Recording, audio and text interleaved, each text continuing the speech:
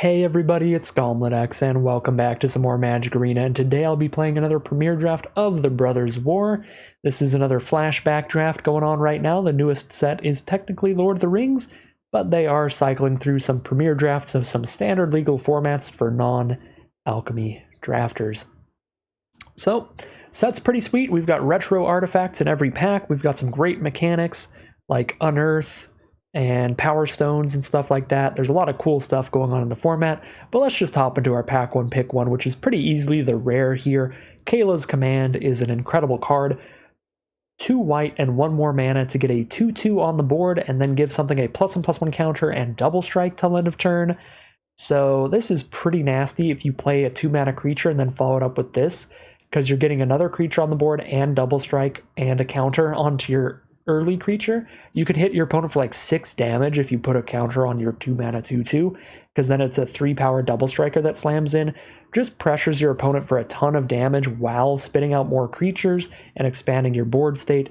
The card is busted off of those first 2 abilities alone, and it has the flexibility of the other 2 abilities when you need them. So incredible way to start the draft. Pack 1, pick 2, we've got some pretty sweet stuff again. We've got a couple great green cards between Boulder Branch Golem, which is a great late game card that's going to help stabilize you, giving you a ton of life and a gigantic creature, or an Alloy Animist, which is great if you have a ton of Powerstone production. You can start beating down with your Power Stones as 4/4s, so that's a pretty threatening card. There's also Disfigure in black for just a cheap, efficient removal spell, and Goblin Blast Runner in red, which is great in the sacrifice decks. Not going to be good in red-white, though, so I don't think that's on my list here. I think the top 3, the cards that would be super reasonable picks for me would be Boulder Branch Golem, Disfigure, and Alloy Animist. And I think to go with Kayla's Command, I would like to try to be as aggressive as possible. I don't love being aggressive with the green decks, because I think some of the best stuff they're doing is more mid-rangey, grindy, late-game stuff like Boulder Branch Golem. So I'd rather try to hop into black with Disfigure here, maybe head towards black-white as a more aggressive strategy than green-white. For pack 1, pick 3, we've got an excellent white creature, Airlift Chaplain. That's a pretty easy pick. 3 mana for a 1/1 flyer. When it enters the battlefield, mill 3 cards. You can put a plains or a creature with mana value 3 or less from among them into your hand. So a decent value play if you do that. If you don't, it's just a 3 mana 2/2 flyer that mills 3. But that milling 3 can be an upside, because one of the strongest mechanics in the format is Unearth. Unearth is a mechanic that allows you to kind of flashback your creatures, where you spend the Unearth cost, you reanimate it from the graveyard, give it haste till end of turn, and then exile it during the end step. So there's a lot of great creatures with that Unearth ability in the set that the Airlift Chaplain can dump into your graveyard for you while spitting out a nice flying threat. So big fan of the Airlift Chaplain. I'll take that here. We could also take a Sardian Cliff Stomper if we want to head into a very heavy red deck. Lay Down Arms is okay removal if you're super heavy into white, and Disenchant is also okay removal because there are a lot of artifacts in the format. So those were other options, but solid fan of the Airlift Chaplain. I will scoop that up here. Plus, the black-white archetype in the format is kind of focused around... Technically, the archetype is supposed to be focused around creatures with mana value 3 or less, but it ends up being just super focused around Unearth for the most part. And this is great either way we go, mana value 3 or less creatures or Unearth cards. Alright, I love Corrupt, but I probably shouldn't take it here because we're trying to play a double white rare, which means we're going to have a lot of plains in our deck, which means Corrupt is not going to be as good, but I've drafted my fair share of mono-black Corrupt decks. I think I'll take Ravenous Gigamole here. Chromatic Star is also reasonable. These are super nice filler cards because they can make it into your deck at pretty much no cost, since they always cycle themselves out of the way for free, draw you a new card, and they give you fixing for off-color Unearth stuff. So actually I think I will go for Chromatic Star over the Gigamole, but Gigamole is a nice card for these black-white decks because you love all that self-mill yet again. Pick 5. Well, best card by far is Boulder Branch Golem, so we're going to have to speculate off-color there. We only have 1 black card so far, so we could end up in green-white. Again, I'm not a super big fan of trying to push into that archetype, because I find that green almost always is using cards like Boulder Branch Golem that are big late-game plays, and white is trying to do a bunch of early-game aggressive plays, so they don't fit together super well, but if that's just what we're going to get past the best cards in, it's probably still where we're supposed to be. Pack 1, pick 6. Now we're getting a great blue card with Machine over Matter. There's a lot of artifact creatures in the format, so this can really easily be a 1-mana bounce spell to return any non-land permanent, which is an incredible deal. I think it's the best card in the pack, not because it's like super, super, super good. I think it is very good. It's a great common, but there's tons of uncommons and stuff in here. It's mainly the best card because all the other cards are just not great. Probably Evolving Wilds is the only other card I'd be interested in taking. So I'll take that Machine over Matter. Another pack that is not very exciting at all. None of these cards I'd really like to play in almost anything. Whirling Strike is good in red aggro decks, but I don't think it's a reason to move into red right now. Yoshin Medic, I guess, goes with our white stuff fine, but it's unexciting. Stern Lessons, fine in blue, but unexciting. Yeah, don't love this. I guess I'll just take a Stern Lesson. Really close between all of them, and not for a good reason, just because they're all not great. Okay, Military Discipline is a fine combat trick in aggressive strategies, and our white cards are trying to be aggressive. Overall, again, not a super exciting pack. I actually do like Emergency Weld a lot, especially if we're doing a lot of self-mill. I really like it in green-black, because the uncommon in green-black makes you want to sacrifice a creature for good value, and a lot of the green-black cards in general. But I suppose it's still good if we go black-white. Yeah, probably Emergency Weld over the Military Discipline. Take our first 2-mana creature with Thraxidemon, or we could take the Gigamole for more self-mill. I'm going to take the Gigamole, but this does feel like a draft pod where Unearth stuff is getting really contested. I think we've seen like one Unearth card the whole draft, which was like the Tokasia's Onulet or whatever. So that seems awkward. Because the best Unearth cards are all the Scrapwork cards that are really cheap to Unearth. And we've seen 0 of those. So if we see any of them, we need to draft them incredibly highly here. In pack 2. Because they're going to be important cards for this deck, and we are not finding them. Okay. Pack 2. Pick 1. Well, we're black-white. We just have an incredible white rare. We have an incredible black rare. Our colors are contested. We're not seeing a lot of the good Unearth cards, but we're finding very strong cards. Gixian Puppeteer is a 4-mana 4/3, and when it dies, you return a creature with mana value 3 or less from your grave to the battlefield.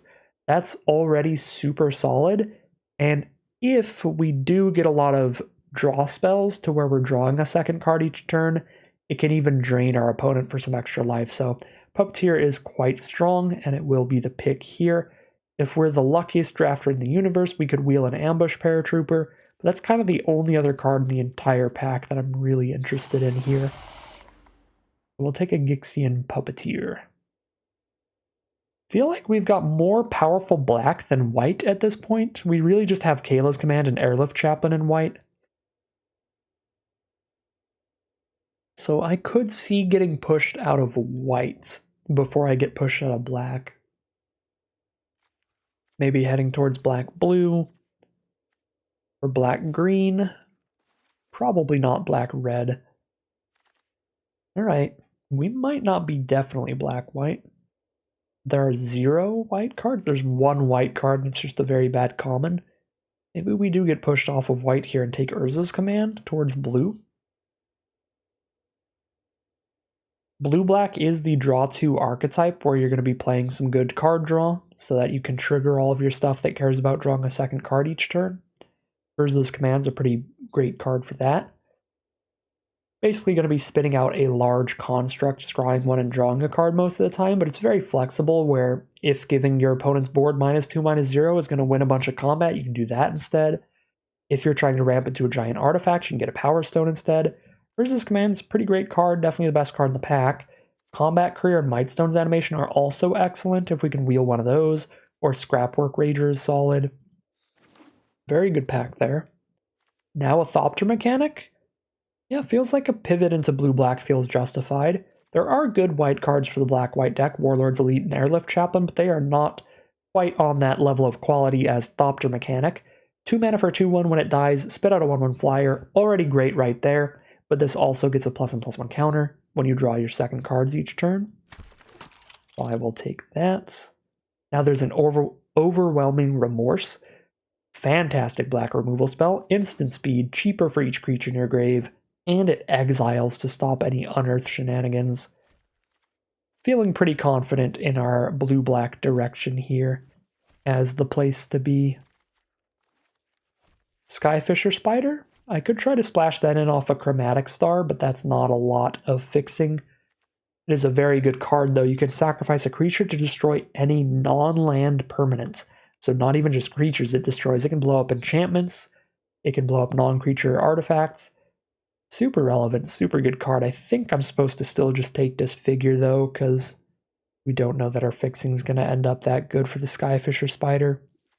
Second Disfigure is probably better. All right. Another Machine Over Matter's fine. Could splash in an off-color Unearth card like Takesha's Onulet or Mask of the Jadecrafter off of our Chromatic Star. Much easier to splash in off-color Unearth cards than actual mana costs, because with the off-color Unearth cards, you can still always do the first half of the card without your splash color, which means you're never like really doomed splashing them in. But, I mean, these would be reasonable. They're not incredible splashes, though, so I'll still take Machine Over Matter. Goring Warplow. Also a Bulge Branch still here. That's kind of wild. Could just play it as a 7-drop. In this deck, if we have no other top ends and we get some Powerstone production. There's also a third Disfigure. Pretty happy with stuff overall. I'm very low on creatures. I've got like no 2-mana creatures. I think I have to take the Warplow actually. Now I have a 2-mana 1/1 Death Touch or a 6-mana 5/4. Curate is fine in the draw 2 deck. I think I'd rather have Powerstone Fracture, although I'm not doing super great on Powerstone production, which is what you really want to sacrifice for that card. I guess sacking a Chromatic Star wouldn't be bad if we have that in our opening hand alongside the Fracture. Okay, we got the Boulder Branch Golem back. Trench Stalker, which is solid in this archetype. If you can consistently make this a Death Touch Lifelinker, that's insane. Realization's fine. Desynchronize is okay. You know what? Let's get weird with it. I'll take another Boulder Branch Golem. That'll just be my top end. Play those as 7-drops. Take a Thraxidemon for another 2-mana creature. Feels good. We're at 19 out of 23 playables. Our curve looks awkward. Our deck doesn't look fantastic. But we almost have an entire deck's worth of playables right now. So we get to spend the whole third pack just making the deck better, which is a pretty good place to be. And that can really solve our issues. Yeah, I think Archaeologist is the worst card here. Yeah, third pack, we really get to focus on just what do we need to improve. Because we have a full deck pretty much already. Yep, with Onulet, that is a colorless creature, so that fits right in. Another card will ideally cut, but for now it's in the deck.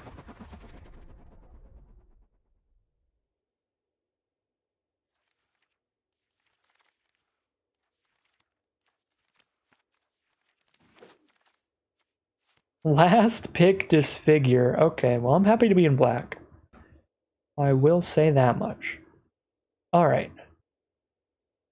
Little bit of a bummer of a pack to open.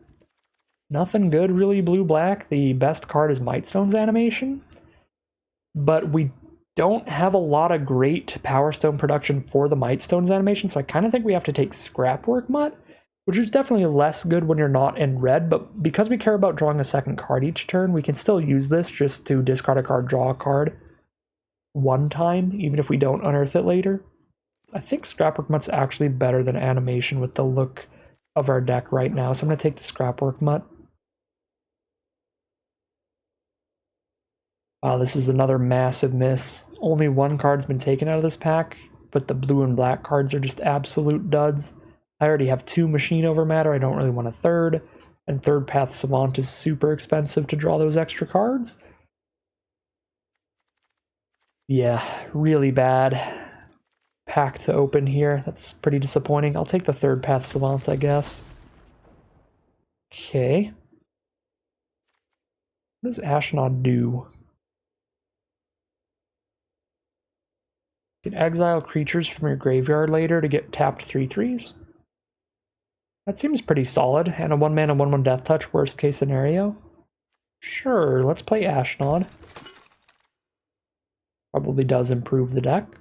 Now there's a Mightstone's animation I can take here, or another Stern Lesson. I do still like animation. It's definitely great in this archetype, just not great in our specific deck. I think I'll still take it here. We can also take Self-Assembler. This card's great value with any assembly worker. It's a little late pack 3. If it were pack 1 or pack 2, I'd probably take it. This card was insane in Kaladesh draft. I drafted so many copies because it was a common. So you would just keep drafting more Self-Assemblers and they would search for each other. That's when the card was super awesome. It's still solid here, but not super awesome. Oh my god, pick 5 Overwhelming Remorse. Come on in. Wing Commando here. Yep. Nice little flyer. This deck is definitely awkward. It's not super streamlined, not super focused on what it's doing. I like Elspeth Flask in it a lot. Draws us our second card for turn, and it can mana fix to cast Boulder Branch Golem for the prototype cost, or help unearth something. Definitely got to make some deck building decisions when we get into that. This is all garbage, right? I guess this could get bigger. I kinda wish I was just in green-black again. These multiple Skyfisher spiders that we're seeing. Yeah, I'm not going to play a Latinam Adept, it's just so slow. Just take a Skyfisher spider from somebody.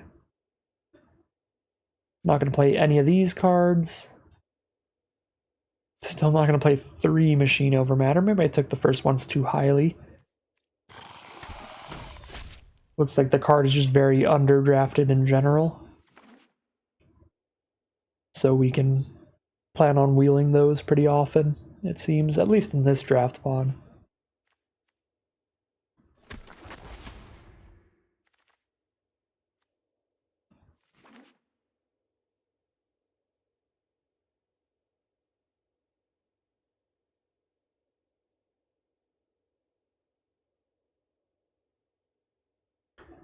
Grab our last couple cards to fill out the draft pool here. And start building this deck.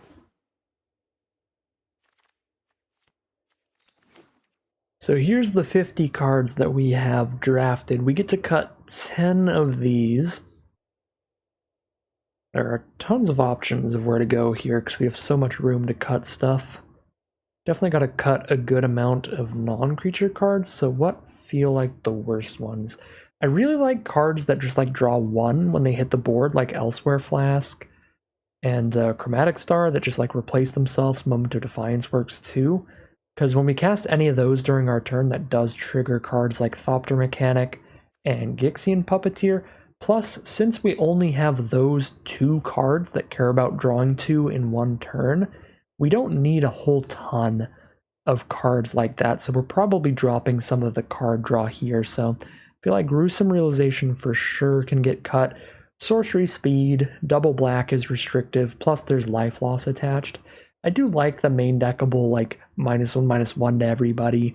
That's kind of cool, but I think it's probably the worst card draw spell in here, followed by Stern Lesson, which I think if I want to keep the Boulder Branches in, I should keep the Stern Lesson, but if I cut the Boulder Branches, we just cut all 3 of these together.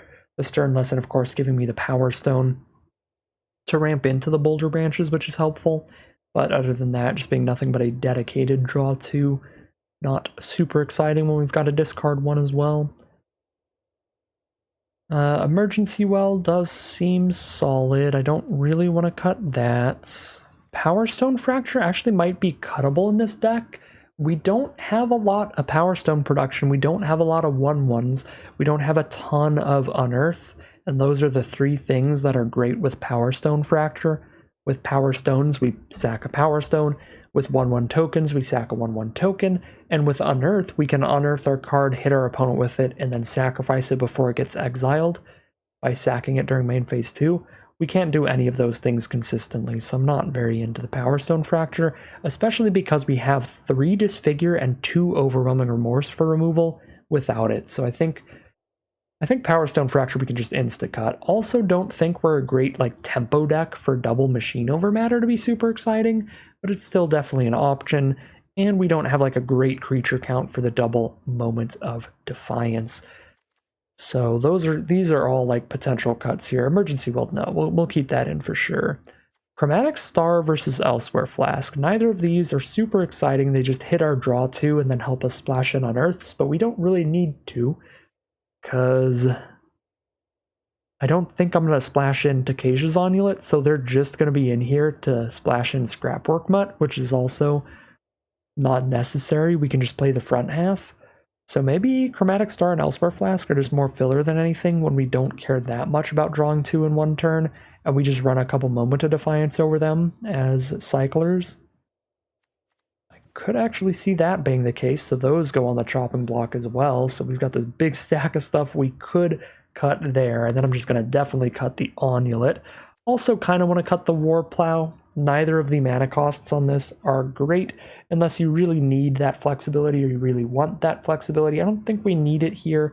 We've got 4 2-drops and we've got some late game plays with some Boulder Branches potentially. So let's drop the War Plow. Still got to cut 6 more cards. We don't really have any combos for Clay Revenant, and even when you do, it's quite slow. 3 mana to bring it back to your hand, and then you have to replay it at sorcery speed for another 1 mana, and it comes into play tapped when you do. Just a lot of issues with Clay Revenant.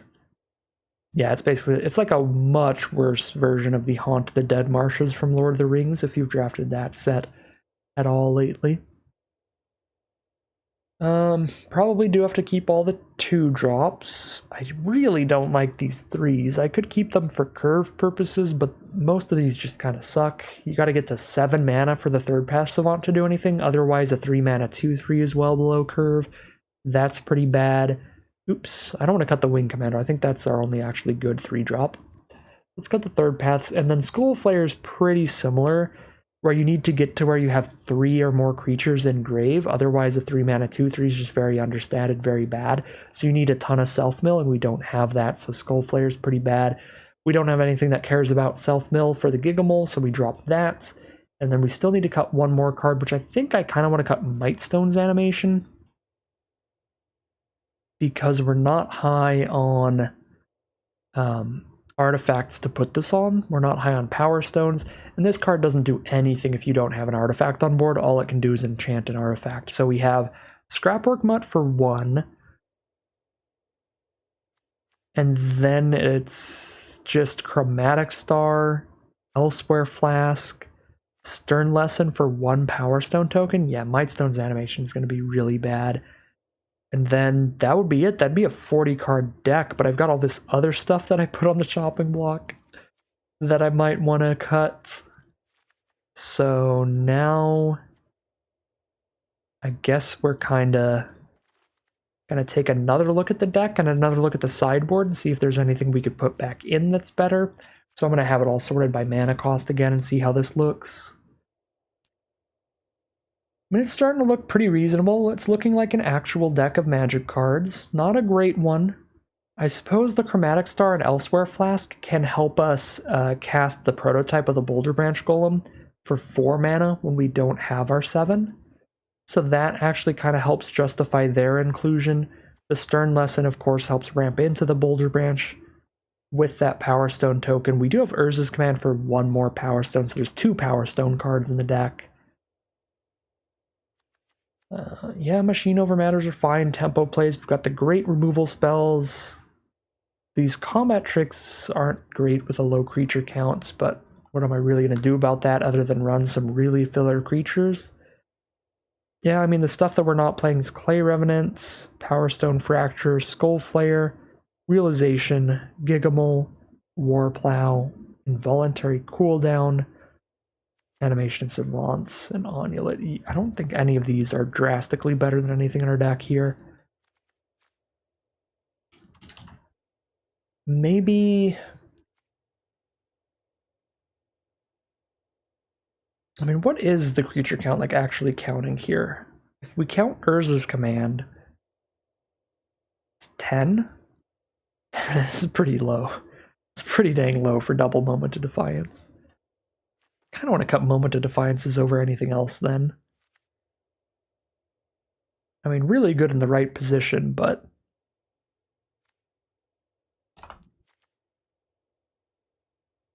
we're not going to have creatures on board super often for them to always be triggering. Maybe I just cut one for like one more kind of filler creature. Call it a deck there. Could be reasonable.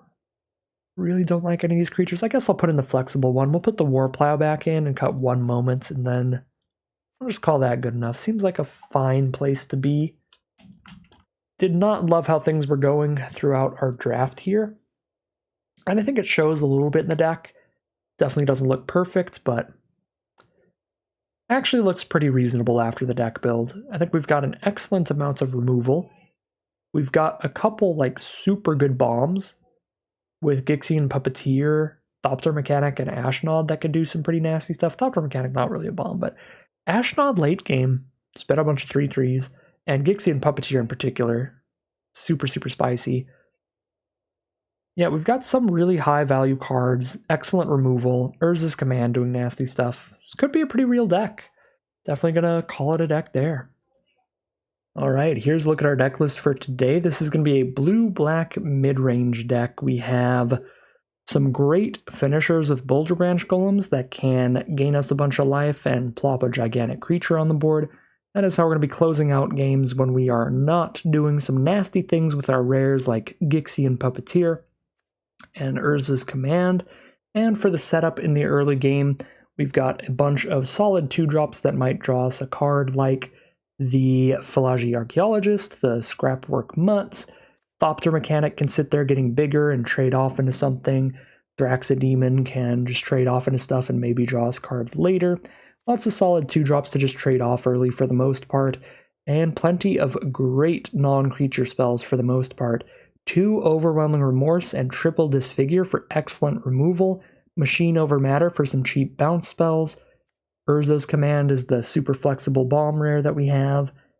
And other than that, a little bit more card draw, combat trick, and some flexible mana with Chromatic Star and Elsewhere Flask to help maybe prototype out a Boulder Branch Golem or Unearth a Scrapwork Butt. So overall, pretty solid deck here. Not perfect for sure, but it's got a lot of things going for it that might end up panning out pretty well for us. Let's hope.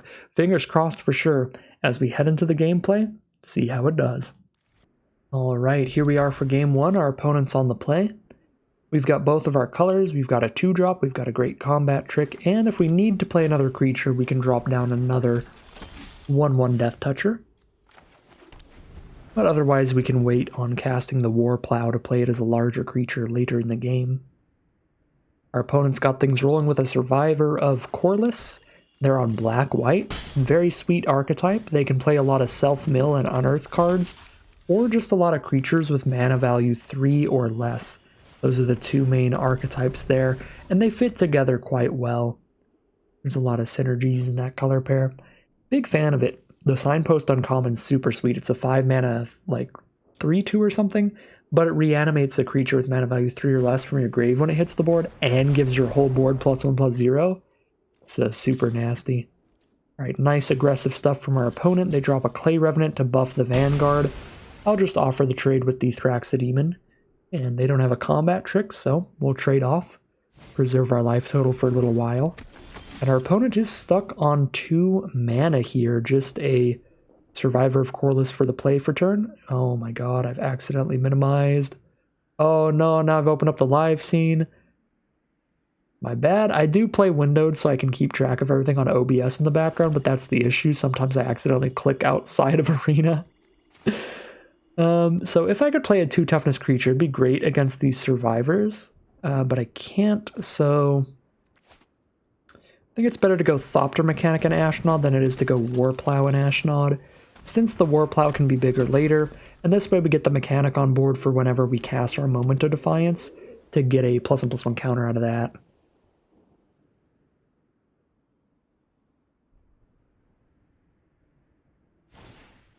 There's an Adaptive Automaton from our opponent. That is some spice. On humans, to buff all the humans, they're now 2/2s with First Strike, which is wild. Can trade into the Clay Revenant, and it's going to be years before that comes back. It's also going to be years before I can exile creatures from grave and get 3/3s off Ashnod, so I suppose I will. Take that trade, but we take 4 here. Drawn to a Disfigure for the Automaton, which is pretty excellent. I could also Machine over Matter it. Those would both be incredibly spicy tricks if I had a 2 toughness creature on the board. So I think we're trying to Moment of Defiance first and hope our opponent doesn't have interaction for that. Then later I could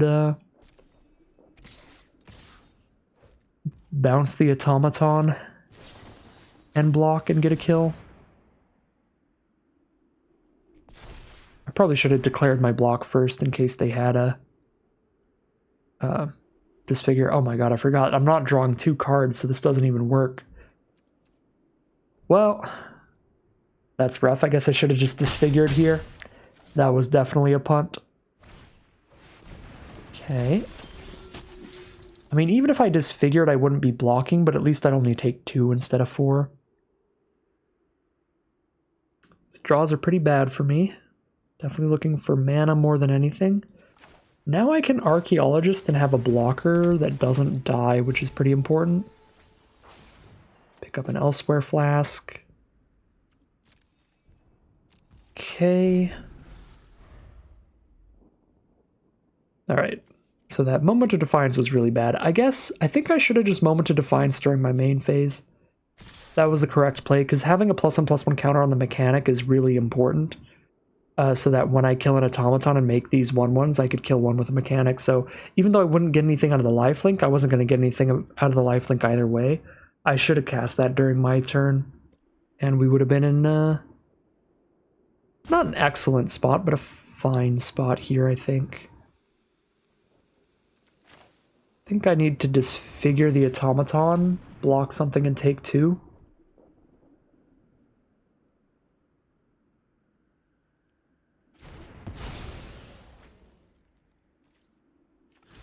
Doesn't really matter which one I block.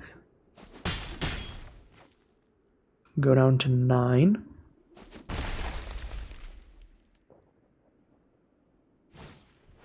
Another human Yoshin Medic. If they have Emergency Weld to bring a creature back from their grave, that's going to be super sweet. Let's Flask it up for the Thopter Mechanic. So Mechanic's big enough to block the survivors. But leave the blue source up for the Machine over Matter. Now I have Machine over Matter or Disfigure up. And they can't really attack in, because I can just double block both medics. Well, I can block both medics and take nothing if they just attack with those. If they attack with everybody, I can kill a survivor. Spectrum Sentinel. Protection from multicolored. When I play non-basics, they gain a life. So basically it doesn't do anything. It's just a 1/2. Is a soldier if they have stuff that cares about that, which is possible. That could be another reason they have the Automaton in. Okay. Don't think I want to use any of this. Just keep it all. Another Overwhelming Remorse. It's pretty cool. They've got 1 card in hand, unless it's like a massive trick here. I think it's okay to have the shields down, so let's turn our lands into forests and prototype out the golem to gain some life. Just working on getting a stable board state here. Slowly turning this game around thanks to card advantage that we have over our opponent.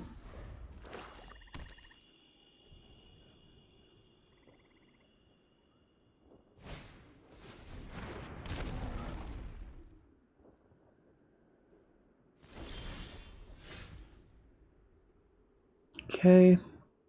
1 mana away from dropping this as a 5/4, which is pretty spicy. That's probably when I'll start attacking. For now, we're chilling, but once I can have a 5/4 Death Touch on board, we just keep attacking with that and save up all of our instants to make sure that they can't block it well. They could Clay Revenant chump block it every other turn, but since Clay Rev hits the board tapped, they can't do that on every single attack. So here we go. We made it to our 6 mana for Warplow, and that is going to be our win con right now. Start jamming that thing in. They could start doing the Clay Revenant Thraxidemon combo here, but that is also going to be every other turn they draw a card. But it is still pretty powerful. And Urza's command is pretty nuts combat trick if we need it. Alright, we're just going to be clearing out a Spectrum Sentinel. Probably disfigure the Thraxidemon once they start trying to do the Clay Revenant thing again. Should maybe just do it right now so they can't sack a Survivor of Corliss in response. I probably should do that. Get rid of their card draw. I've got double Overwhelming Remorse still, so I will have removal spells left over. 3 damage to a tapped creature, and they gain 2. Well, I did not foresee that coming. So I'm just going to pick it up. I guess I could have picked up my Boulder Branch Golem, actually. That might have been worth it. Wow. That's really spicy. It's been so long since I played this format, I forgot, like, bouncing a prototype card and then recasting it as a larger creature. Actually pretty cool. So I guess, yeah, maybe I should have just held on to the Machine Over Matter to bounce the Boulder Branch. But that makes us really, that makes us really free to play those Boulder Branches nice and early, because we've got the double Machine Over Matter. Alright, works out fine, because we drew another Boulder Branch Golem, which means not only do I not have the mana to play the other one if I bounced it, but once I do have enough mana, I can still play a Boulder Branch Golem. So that's pretty awesome. We love to see that.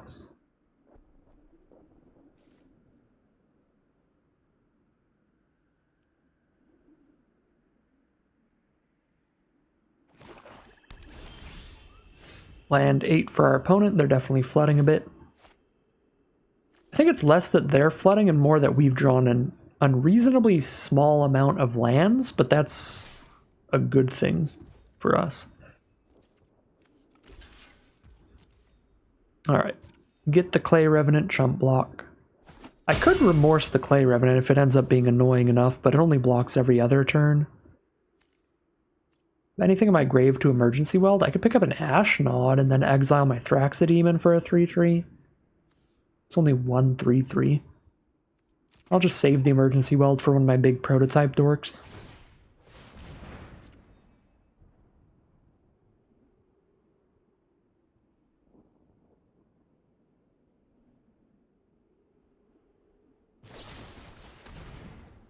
Destroy my Thopter Mechanic. Is this during my turn? It is. I guess it doesn't matter. I can't stop that from happening, so even if I put another counter on the mechanic, it still just dies.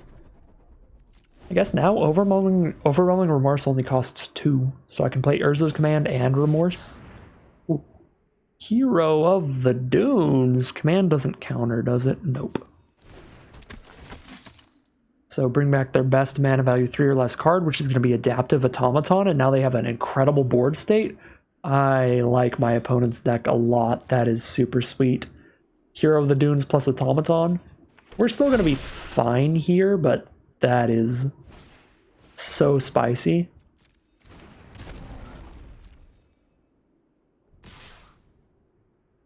Alright, and then we just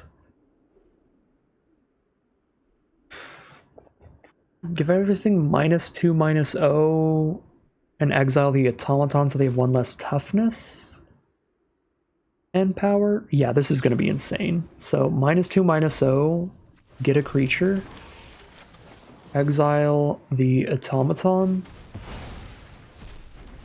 And then I can kill both the survivors and take 0.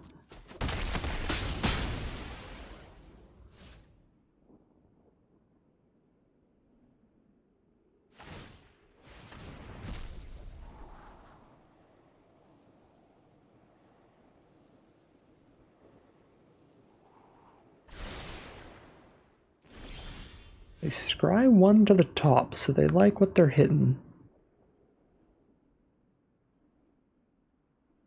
They only have a 3-2 on blocks, and they don't want it to die. I think I'd even just send in the squad at this point.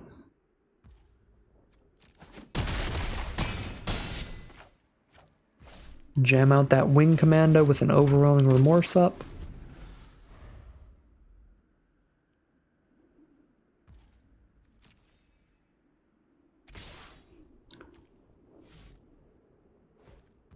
Send in the team. Try to remorse the hero again. Well, not again. We remorsed the adaptation last time.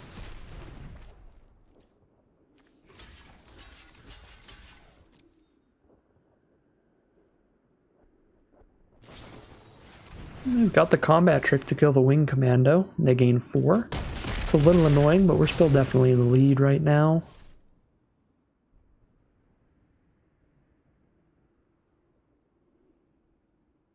If they don't have another creature, they are dead on board. It's exactly 13 damage. Play the Scrapwork Mutt pre-combat to make it 14 damage just in case. But we try to send everything in. Try to get that lethal here. They do have the removal spell for our 5/4. So they're definitely not dead. But they're down to 2 1/4s on the board. They play a tapped creature next turn. I think we're getting there.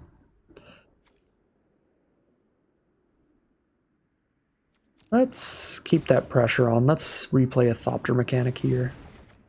Get a nice wide board state.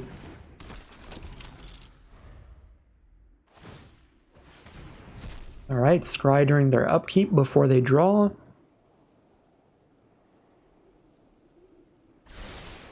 Scry both to the bottom, see what they hit here.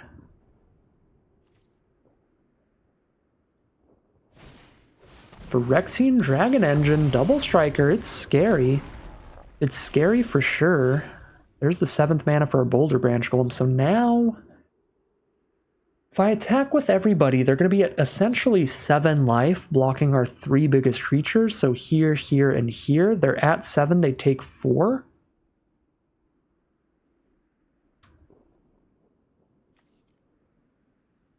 Go to 3, basically. They're just going to scoop them up. That is fair enough. I was thinking, I don't think we could actually attack all in there super well. Because they go to 3. They lose a medic to a 5/5.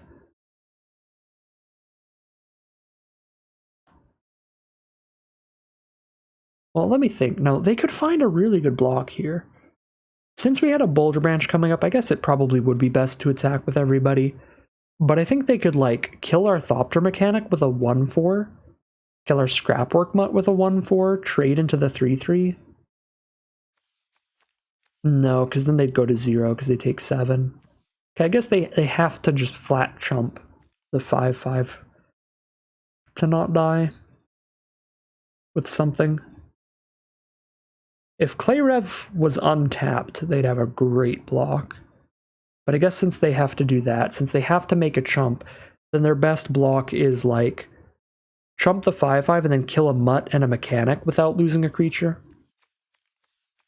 So probably like save the lifelinkers. So the lifelinkers.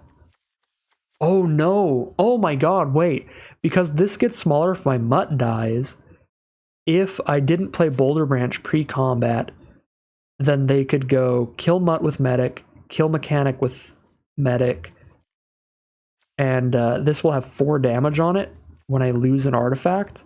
So then it's 4 damage on it with 4 toughness, so that dies as well. And then they take 1, 2, 3, 4, 5, so they'd be at 2 life with 2 life linkers and a clay rev on board against Boulder Branch, 2 1/1 flyers, and a 1/1 token. And then another Boulder Branch. Okay, yeah, we still would have just killed them in 2 attacks. All right, definitely overthought that. But now I know for sure. I thought through what would their best blocks be if I made my worst attack, my worst all attack where I played Boulder Branch post combat, and we could still get there. So 1-0 to start things off. Really liked that deck from our opponent. I think that was some pretty sweet stuff. Pretty sweet game overall in general. The Automaton, the Hero of the Dunes, that was pretty cool stuff. Here we are now for game 2, where we're probably cracking a Chromatic Star for a black source. But that's fine. Find an Archaeologist. Solid draw. Get our turn to play to get things rolling. The Phalanx Vanguard. Draw into an Emergency Weld. Let's see what we mill into. Come on, non-creature, non-land card. Let's go. Disfigured the hand. Digging closer to some swamps, but again, we've got Chromatic Star for our first black spell. There's a Combat Thresher, so we're probably just going to disfigure that. Well, on board, a 1/1 double striker's fine. The 3/2 Vigilance might be worse for me. Play Wing Commando first. Still hoping to find a swamp before I have to cast black spells. So we are playing against a blue-white soldiers aggro. Yep, and there's the Power Blade, which is disgusting on Combat Thresher. Does take 3 mana to equip it to the Thresher, but only 1 mana to put it on the Vanguard. Alright, I'm definitely on the defensive here, so I'm happy to trade a Wing Commando into the Vanguard. And then, boom, and now a Disfigure into the Combat Thresher. And I can Disfigure the Combat Thresher and still play a card for the turn, so we do get to drop an Ashnod. So once I hit my 5th land, I can then exile the Wing Commando from grave, get a 3/3, exile the Warplow, get a 3/3. Yeah, Ashnod seems incredible here. And I don't even have to Disfigure the Combat Thresher unless they invest the 2 mana to throw the Power Blade onto the Thresher. I thought it was 3 mana for some reason, but it's just 2 mana for the normal equip. Either way, still get them to invest some mana into something that I'm just going to disfigure anyway, which is nice.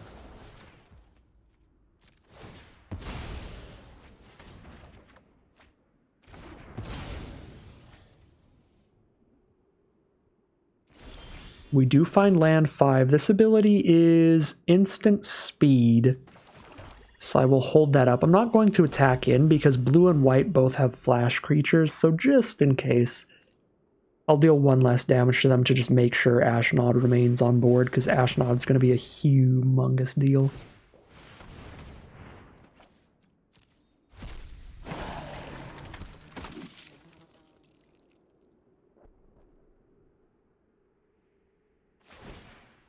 We have so many instants in this deck, we just get to play during their turn. Like, I don't have to do anything proactively, which is super nice. Probably just trumping the Elite with the Archaeologist to turn it into another 3/3. Unless they don't attack, and then I'm just making another 3/3.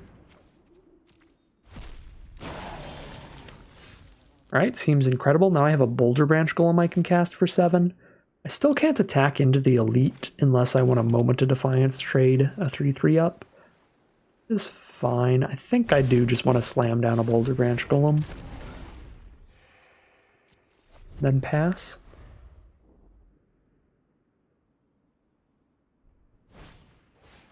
Weakstone Subjugation. That is a tapped Boulder Branch Golem for the rest of history. Okay. Well, they've only got 1 creature on board. Probably best to just Remorse the Elite than 2-for-1 trade into it.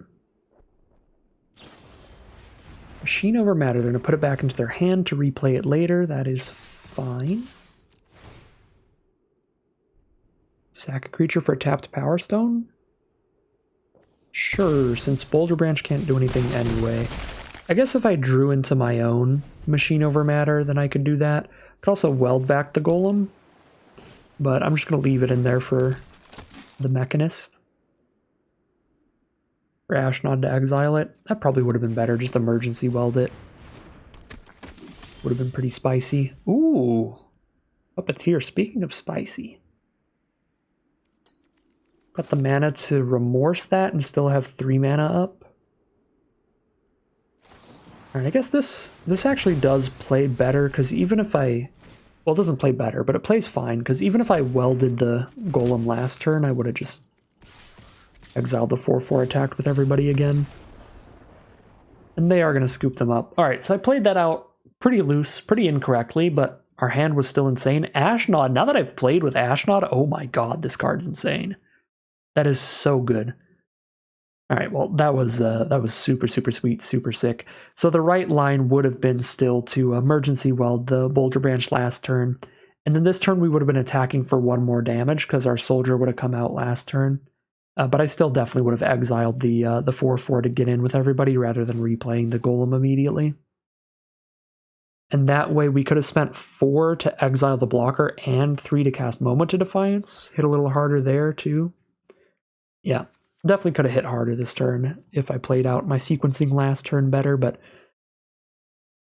Yeah, now that I know about that whole sack on attack to turn things into a Power Stone, I can definitely take that into consideration against future enchantment-based removal like that. That is really nice. That was explosive stuff from Ashnod. We're going to be 2-0 as we head into Game 3. Here we are for Game 3 with a super reasonable hand. There's nothing super exciting about it, but there's definitely no issues here. We're chilling. Phalanx Vanguard from our opponent again. Lots of aggressive white stuff from our opponents today. How badly? Don't want to discard a land to draw a card. I don't think it's like just straight up good to do that, but it's probably better than not discarding and drawing. I do want to play Mutt first, because I'm just going to trade whatever I play into the Vanguard ASAP. And better to trade the thing that could unearth. Alright, trading the Mutt into a Disenchant is also good, because we know that we've got some beefy artifact creatures in our deck.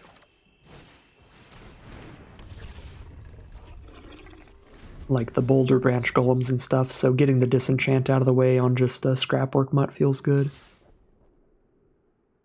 With Remorse and Disfigure in hand, I probably do Disfigure the Vanguard rather than trade my creature into it right now. So if they miss another land drop here and don't play anything, then we just beat in. Okay, they do play a Perimeter Patrol. Do hit the Elsewhere Flask to reanimate Scrapwork Mutt, which is pretty spicy. Could Remorse the Patrol or just take a hit for 3? I'm going to take a hit here. They are white-green. Okay. If I wait a turn, I can reanimate the Mutt and sack it to draw a card. Could also just weld back the Mutt, and then I have 3 power to block the Patrol. And I just replay it next turn. Probably just playing it slow here. Chillin'. Tower Worker? Alright, yeah, we are pretty free to play it slow. I'm just going to take 4 this turn. It'll be 5 next turn. That does stack up pretty quickly.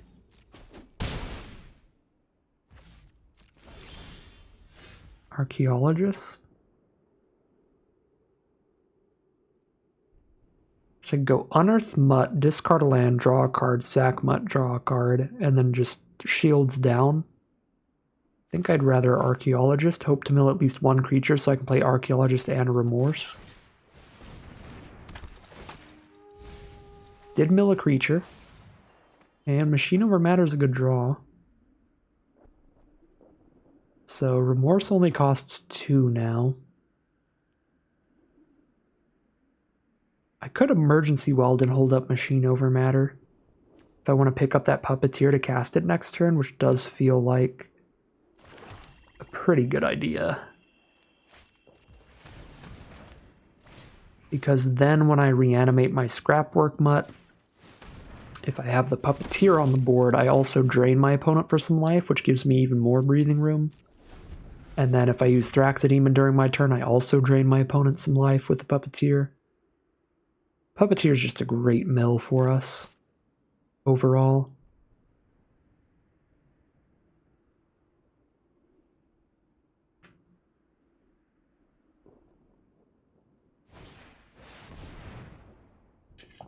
So our opponent's on some green-white artifact ramp stuff.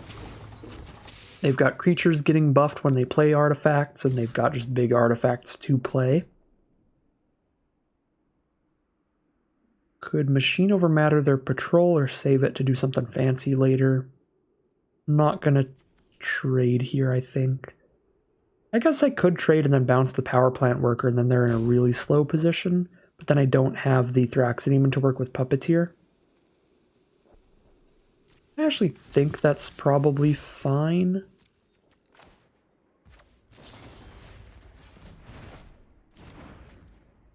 Let's just slow them down a bunch. And then I spend all my mana on Puppeteer Mutt this turn. And then when Puppeteer dies, I can get back like a Thraxodemon or something.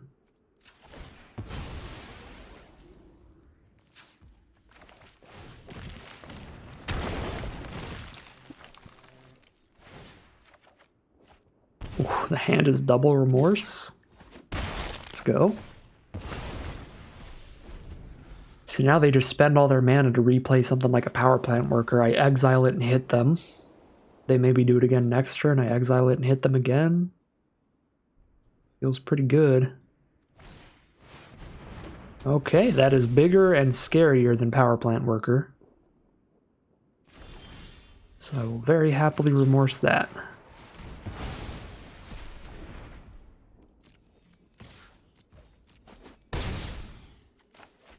Play this swamp. I don't think I have any draw and discard left in the deck. I've got draw, but none of it requires me to discard a card. Nope, I've got one Stern Lesson. I should have kept the land.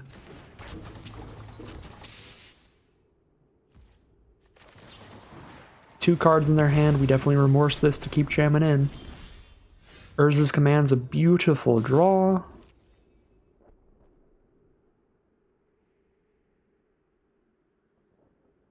It's not actually incredible here. I basically just get a 1/1 and draw a card. But I can trigger the Puppeteer if I do it during my turn, so I will.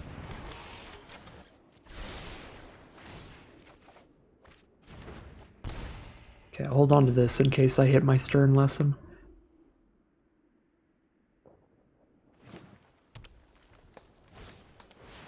Lauren, Disciple of History. That is excellent here. 4 mana, 3/3 plus pick up a creature from grave. There's Stern Lesson, which is also excellent here. So now Puppeteer trades into Lauren. I guess I just Stern Lesson first to see if I find any interaction for during combat. Oh my god. That's not interaction, but Ashnod's sick. So, send in the Puppeteer, reanimate a flyer. Probably where we're at. Oh, they just take it. They don't want me to reanimate a flyer. Alright, here's Ashnod. And 4 mana, still not enough for the 5 mana ability, so I will not play the land. Actually, I just played Stern Lesson, so at this point I probably can. Unless I'm forgetting another card. Nope, yeah, I could play the land now. I guess now I'm just bluffing for fun. Okay. Another Machine Over Matter? Is that insta-dead? I think it is. Because then they just block Puppeteer and take 4 from the other 2 creatures, because I can make an artifact creature off of Ashnod. Oh, and I can also just sack Archaeologist, and that's also lethal. They block Puppeteer, and that's 4 damage.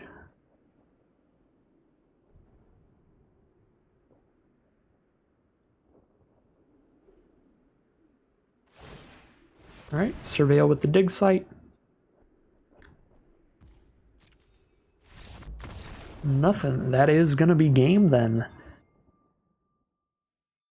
I don't remember how many games I've played with this deck, but we are undefeated so far, which is awesome. I think we're just 2-0, maybe 3-0. Let's find out together, shall we?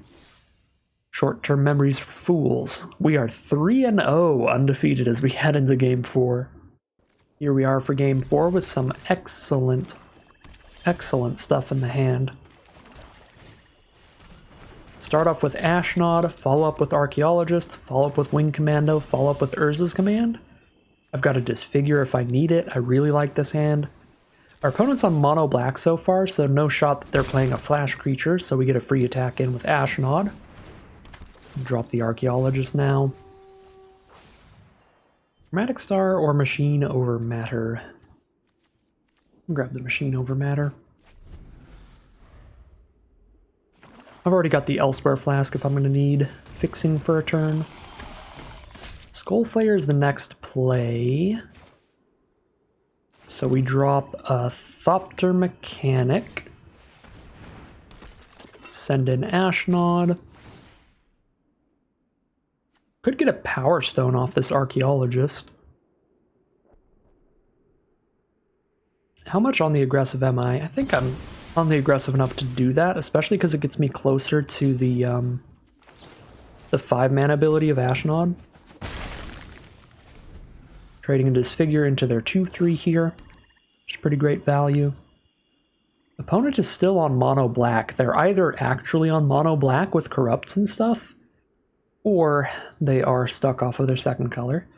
But this is a format where people could actually just be mono black. Yeah, they're going to remorse our Ashnod, which is fair. That is probably the correct thing. So let's Elsewhere Flask for our Thopter Mechanic and drop a Wing Commando. Moment of Defiance is the draw, so we can get the Thopter Mechanic to trigger again next turn. And we have 2 different cards that'll trigger it next turn. We have Urza's Command and Moment of Defiance. We can use either of those. Opponent is still on mono black, so they might just legitimately be a mono black deck trying to get to Corrupt at 6 mana, which would be 6 damage to any target and they gain 6. Pretty fantastic card. Just send in the team holding up Moment of Defiance and Machine Over Matter. I probably want to be able to Machine Over Matter my own cards in case they try to corrupt one of them.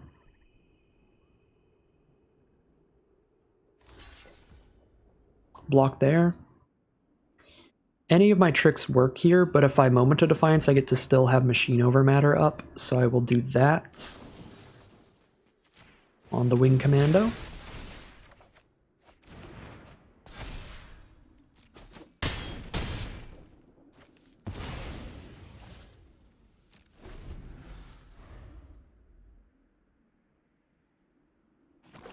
There's the 6th land. That is Corrupt mana right there. 6 mana sorcery, 6 to any target, gain 6. They are not going to cast it though. They're going to play a Gnawing Vermin. And that again, that's if they have it. They're definitely mono black. Play a Goring Warplow for a Death Toucher. Will Urza's Command to beat that, saving Machine Over Matter to beat Corrupt.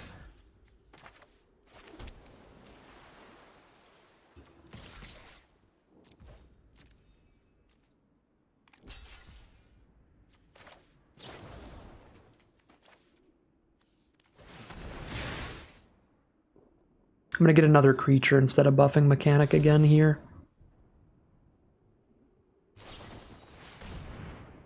Ooh, that's fancy. Well, now we know they don't have Corrupt, so I guess we bounce the Warplow to counter that, so they don't get their card draw. And just keep chipping in the sky.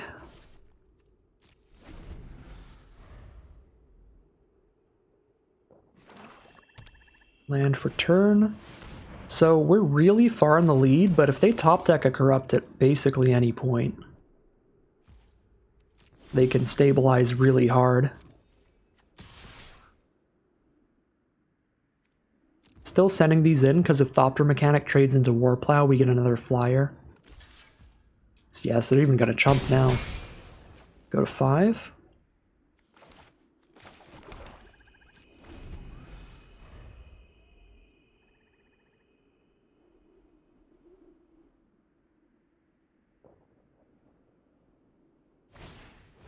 Transmigrant Altar.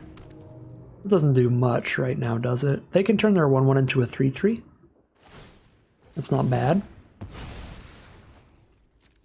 Now they have a 3/3 to trade into our Thopter mechanic. It's actually really good. I think we're still sending in the mechanic though. Because again, if it trades in, we get a flyer. And then our 3/3 turns into a 4/4, which trades into Warplow. Okay, they've got one turn to draw something to deal with a flyer.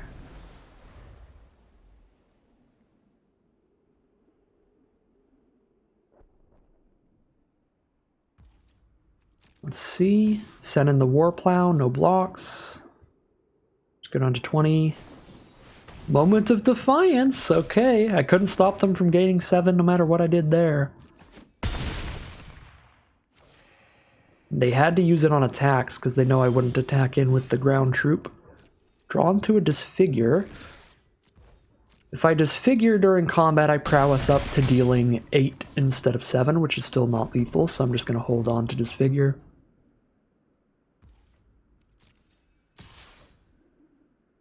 Send in the Warplow.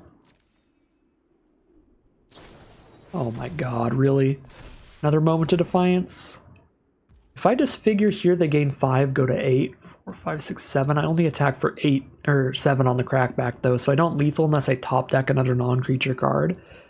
And then I don't have Disfigure for if they play another creature, so I don't think it's worth it.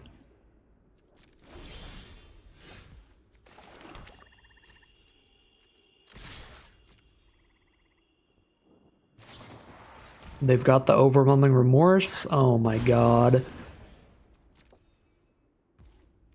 We're losing this top deck war like nobody's business.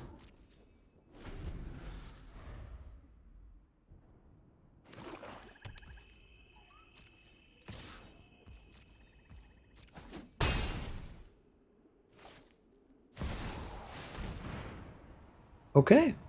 I guess we lose. There's Sundering Titan now too.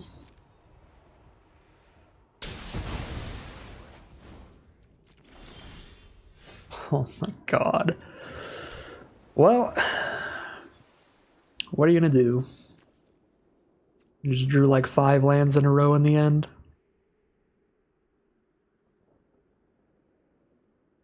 That's really frustrating. And quite disappointing. Would have at least liked to die to like a Corrupt to face. That would have been hilarious. Oh.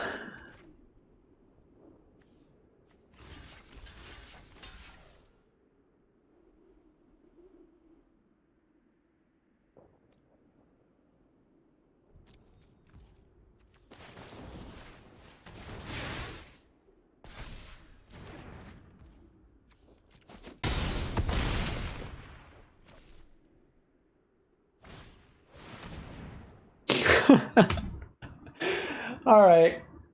Okay. Thank you, Arena. Very cool. I got what I wanted in the end.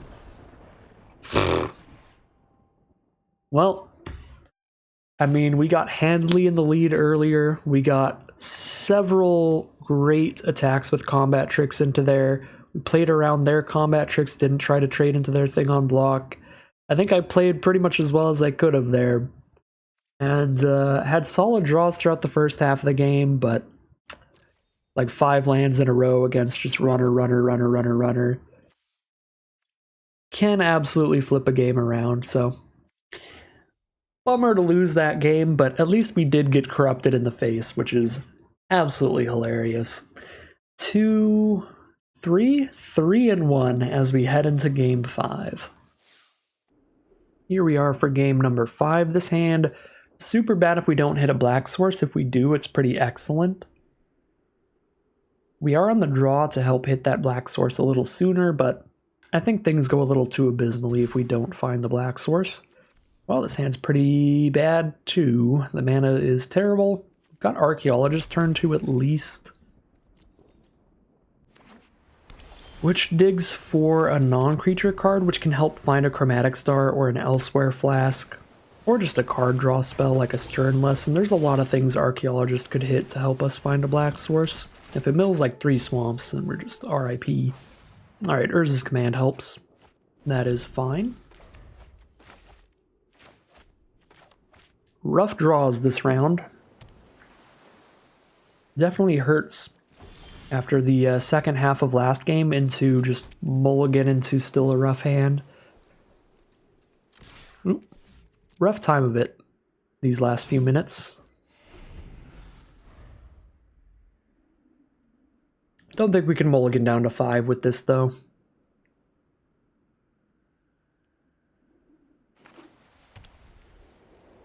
Just very far behind.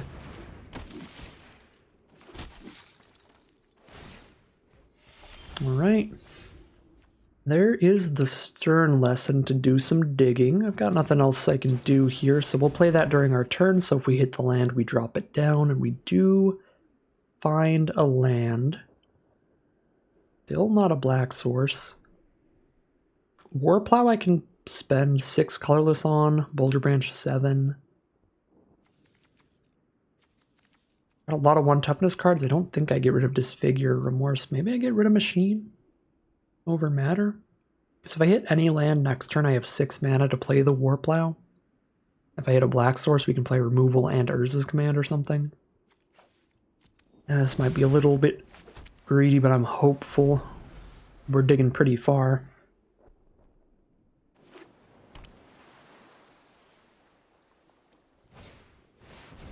Oof. Mightstone's animation on the 1/1. So now they have a 4/4, a 3/1, and a 2/1. If this were a swamp instead of an island, we would have had Disfigure in response to Mightstone's animation, and it would have been an incredible swing for us. We do find our swamp now, which is still very good. I don't think I can really just tap out for a Warplow. I think I have to just hold up Command plus Disfigure. Or just cast Ashnod and hold up Command. Command doesn't actually affect combat with the creature it makes, because it makes a tapped construct.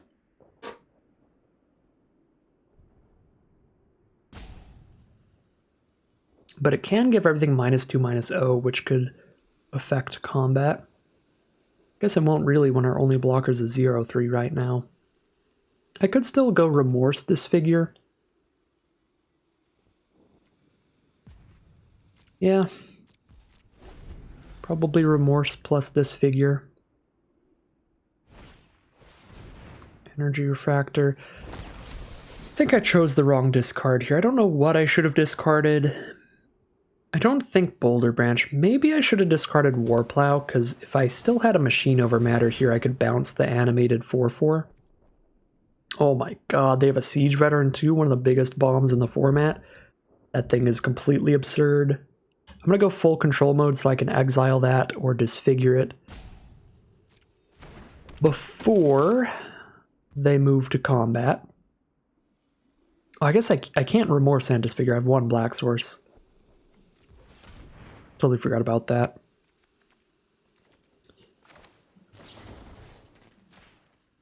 Okay. Still gotta just kill this thing before it gives them any counters. And then I guess we are gonna -2/-0. Everybody? Maybe I just chump with Archaeologist. Go to 10.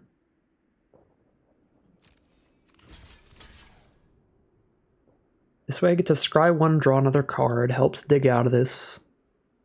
And have a 2/2 for later. Yeah, this is fine.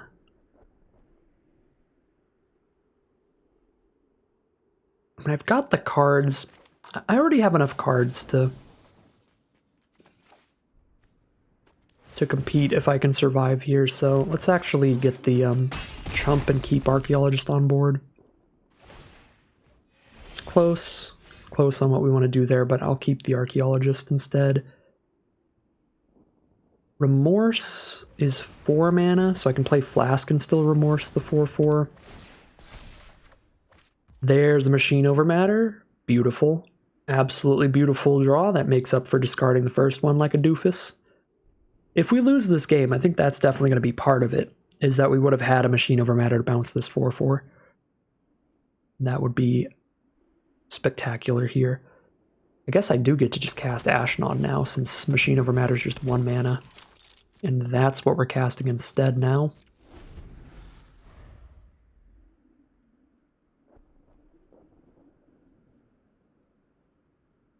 And then I could Remorse the Cohort so it can't get unearthed. Oh. God, no. Alright, so draw 5, discard 2. It's pretty big.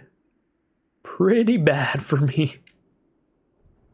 The big thing going for me is that I'm finally, like, now that I have the mana, I can stabilize the board state, and I'm just naturally ahead in cards right now. We are no longer ahead in cards.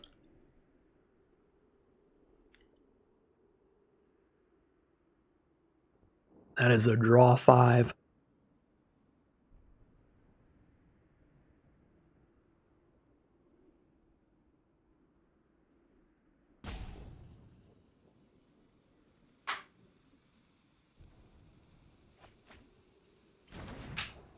Oof, discard some Unearths for extra value.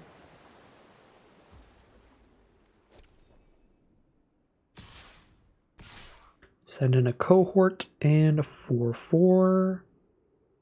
Just bounce the 4/4. Take 3, go to 9.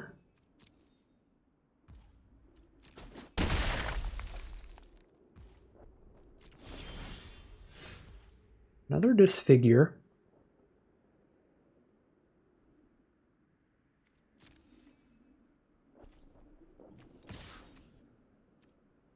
Do have a creature in my grave for Ashnod, that's pretty spicy.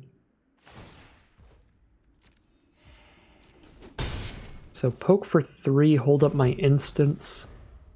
Can Remorse the Cohort or Disfigure something, or get a 3/3 onto the board tapped with Ashnod.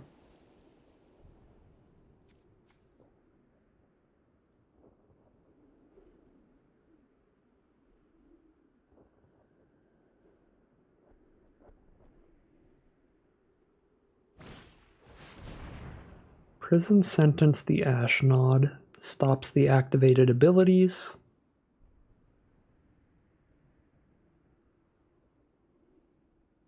I guess with Flask I can use both these in one turn if I need to.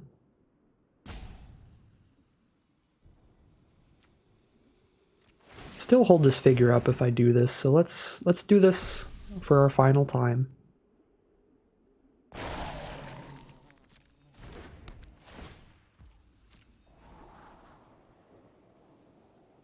And here's where a second Machine Over Matter would have come in real handy. Just bounce our own Ashnod back. Recast her later.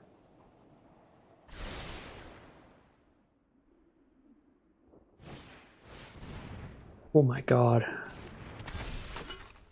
Urza, Prince of Krug. That's real bad. Yeah, all their creatures just have +2/+2 now. Oh my lord. I die if I don't just trump here. Or Disfigure.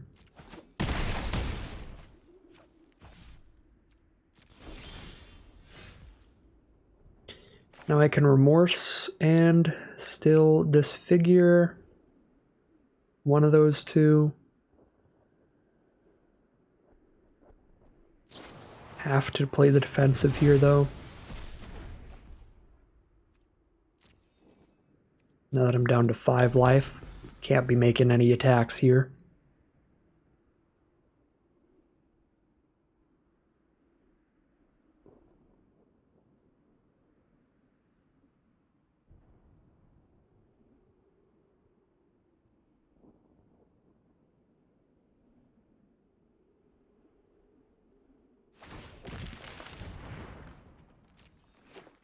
So they unearth the Scrapwork Cohort, which is really nasty against our current board. So that'll hit us for 3 guaranteed, unless I disfigure an unearthed card.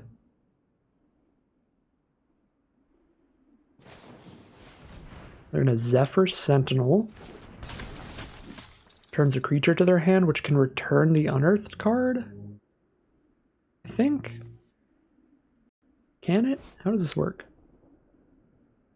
If it would leave the battlefield, it gets exiled, so they can't return the Unearthed card. But they can return this other cohort so that it doesn't die during this combat, which I think is fine because they'll have to recast it and everything. I need to just disfigure the flyer.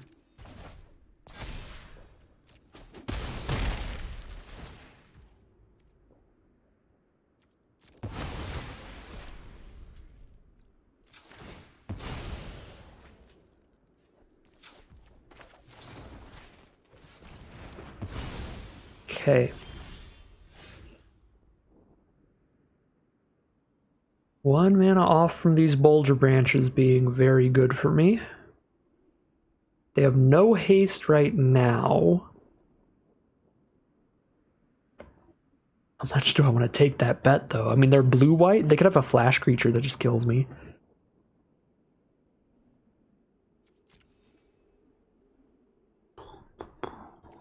Skip bold with it.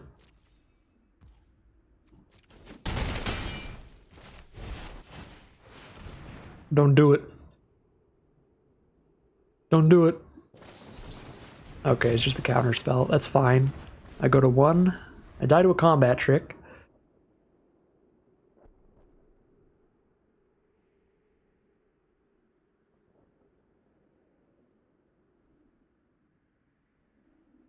This is needlessly risky.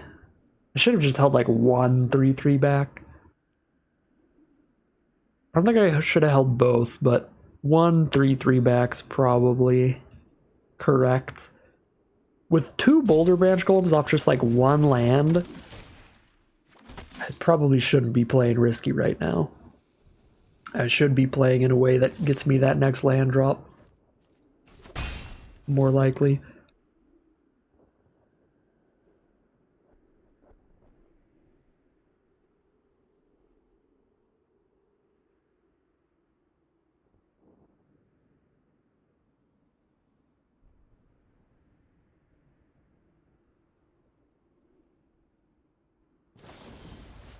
Machine over matter the cohort so they can replay it for another 1/1? I guess? Alright, we didn't hit a land drop, and now I can't definitely not attack. Now we're at 1 life.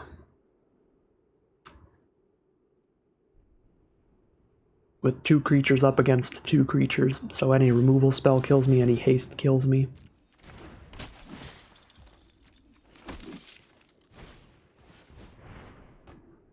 Combat Courier's a really good one, because they can sack it, draw a card, and unearth it, and attack with haste and kill me right now on board. They are not going to go for the dead on board, though, so let's exile the cohort so that doesn't get unearthed. And now I just have to hit the Boulder Branch Golem mana or I'm dead. There it is. They need to not have another counterspell. Oh, they got double Scatter Ray? They don't have double Scatter Ray. Gain 6 is huge. We're at 7. And they have 4 1/1s, but we're at 7. Another flow of knowledge. Oh my god, they got 6 lands now? Now we just have to mill them out. They've got 9 cards left in their deck. I don't think we can, though, because draw 6 now? The odds of them not having some pretty aggressive stuff out of the next 6 cards in their deck are pretty low. Yeah, Mightstones animate the Refractor. It's pretty good. I've got a 6/5, though. That's legit. And here's another Boulder Branch while holding up Disfigure mana. Alright. I mean, they have to beat us down. They've got 8 turns to do it. They have this turn and 7 more after it to try to kill us. So Prison Sentence to scry 2. Stop our big Boulder Branch Golem.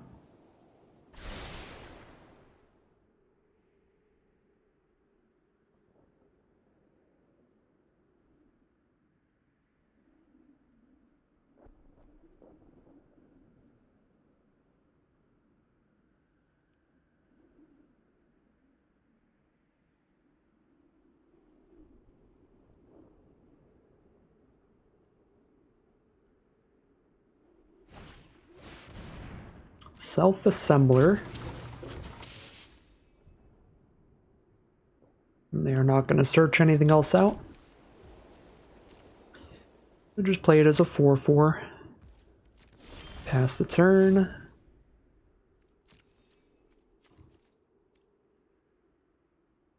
Still got a scrapwork mutt in my deck, so I'm not going to play this land. Static nets. That's excellent. There goes Boulder Branch Golem, and now they can just attack with the 4/4s. And we should be wrapping things up pretty quickly here.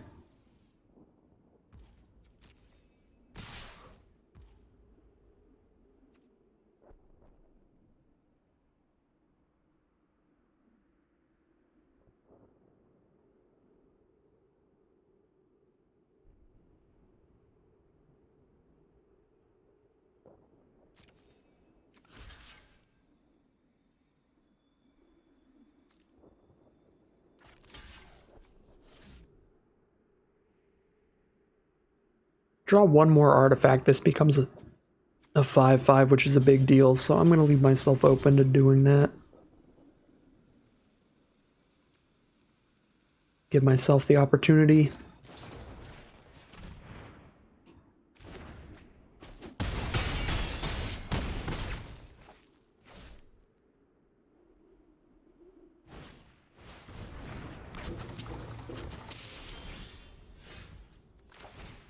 Not another artifact, but not a bad draw.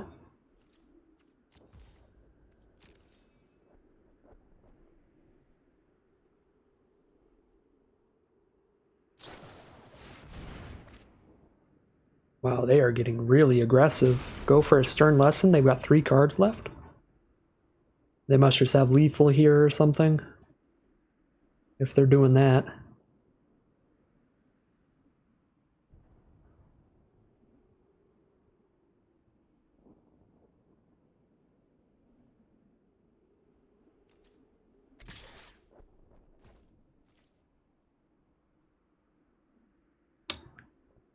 That's pretty annoying. I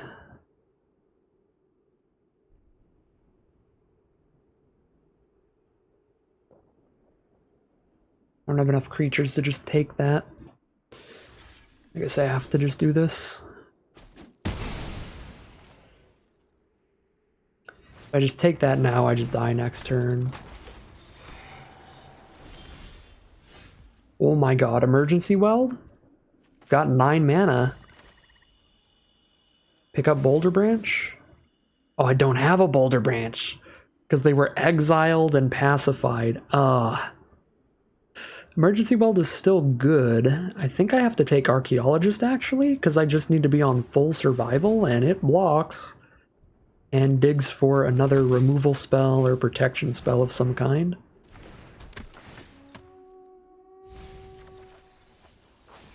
Well, Chromatic Star is not that, but it can reanimate the Scrapwork Mutt, I guess. Then the Mutt could find that, and the mechanic gets bigger.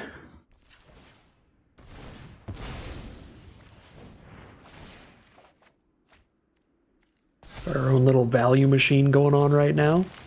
Pretty spicy.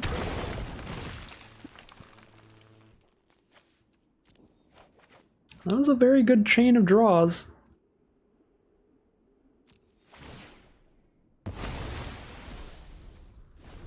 They have 2 cards left now.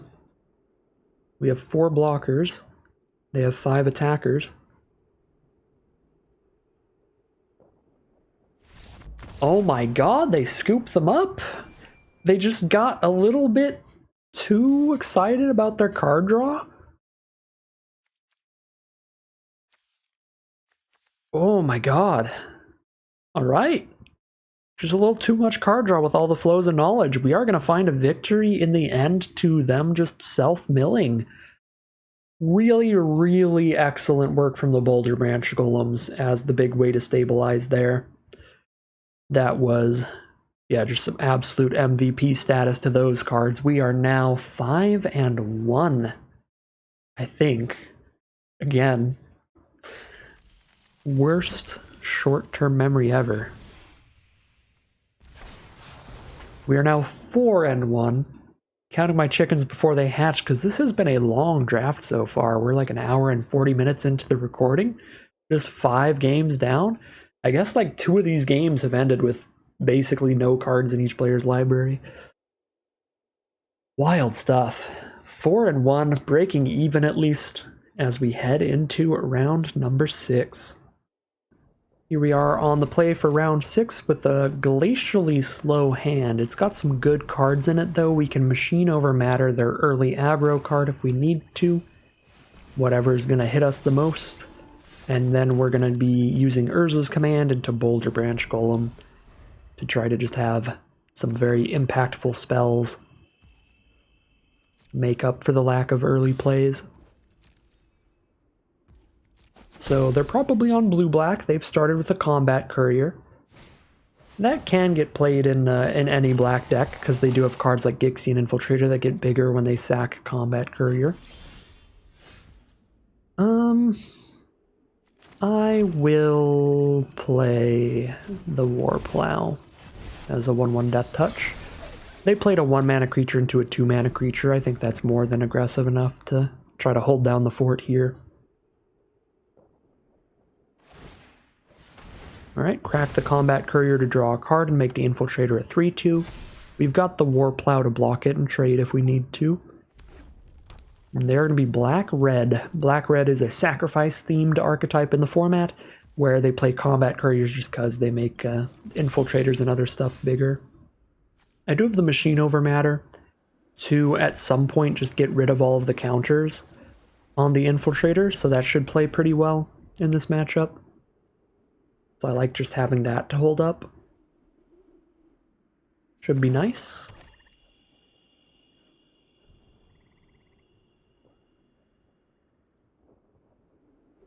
I think since we've drawn into a Scrapwork Mutt, I'm actually going to use Urza's command to get a Powerstone. I think the Powerstone is just genuinely like as valuable as a card to me right now, because I can use the Powerstone to help play the Boulder Branch Golem, and if I hit like a 7th land, I can discard it off of Scrapwork Mutt anyway to turn that into another card. So I actually think I want the Powerstone here alongside the Dork. And this is 6 out of 7 mana. This is my 7th mana in hand. So do I want to mutt and not discard anything? This is probably wrong, but I think I'm just going to not even play the mutt right now.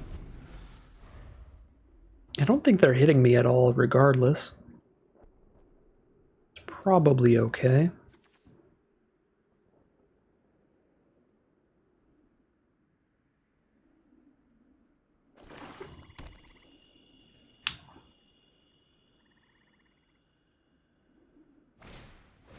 Levitating Statue. Definitely going to have to find some instant speed removal for that, because we're not going to be doing well at blocking flyers. We can deal with everything else with like Boulder Branch Golem and stuff. Oh. Well, now we're really punished for not playing the Mutt, just because it would have made this a 4/4, but we obviously couldn't have foreseen that.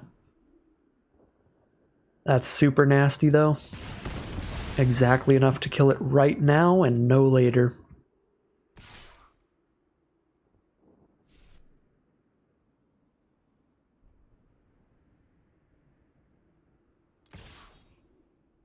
I'll trade Warplow off into whatever they do here. Alright, Warplow into Strongbow it is.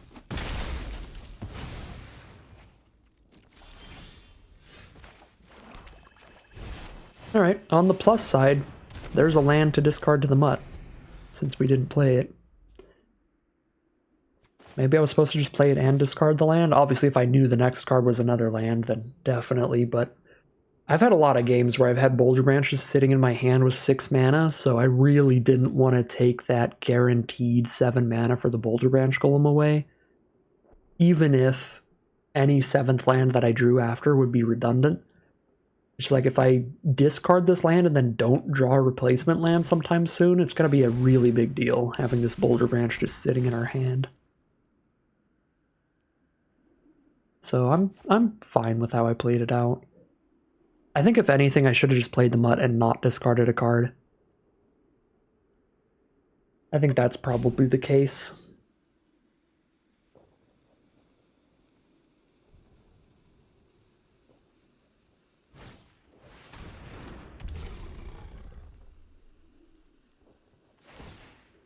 Alright, we're going to start getting hit by the statue, which is an issue. There's a wing commando. They have no instance in hand. We could block it with a wing commando and then machine over matter to make our wing commando a 3/3 and be a trade. Ooh, that's a good draw. Drawn to another Boulder Branch Golem.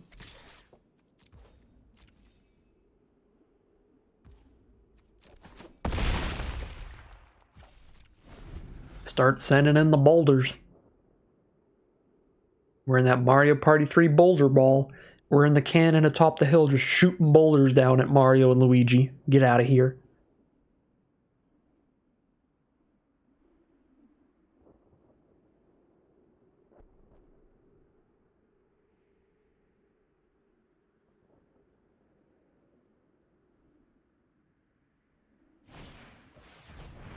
Another combat courier's very nice with that infiltrator.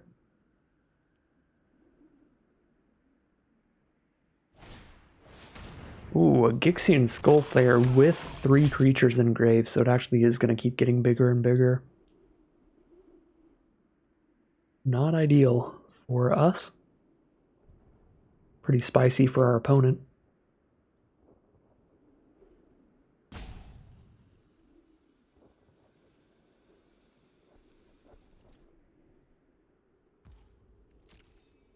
They're going to play around a prowess trick. They're not going to send the levitating statue in.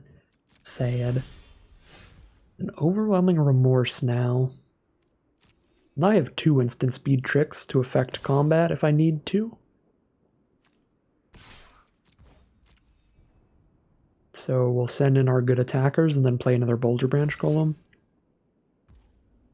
Alright, chump, draw a card off Combat Courier makes sense.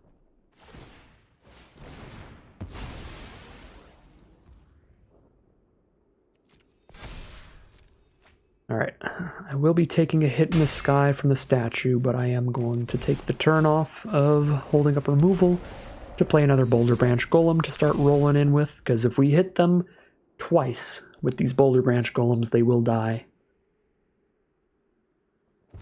Just 2 hits, a 6 will get us there.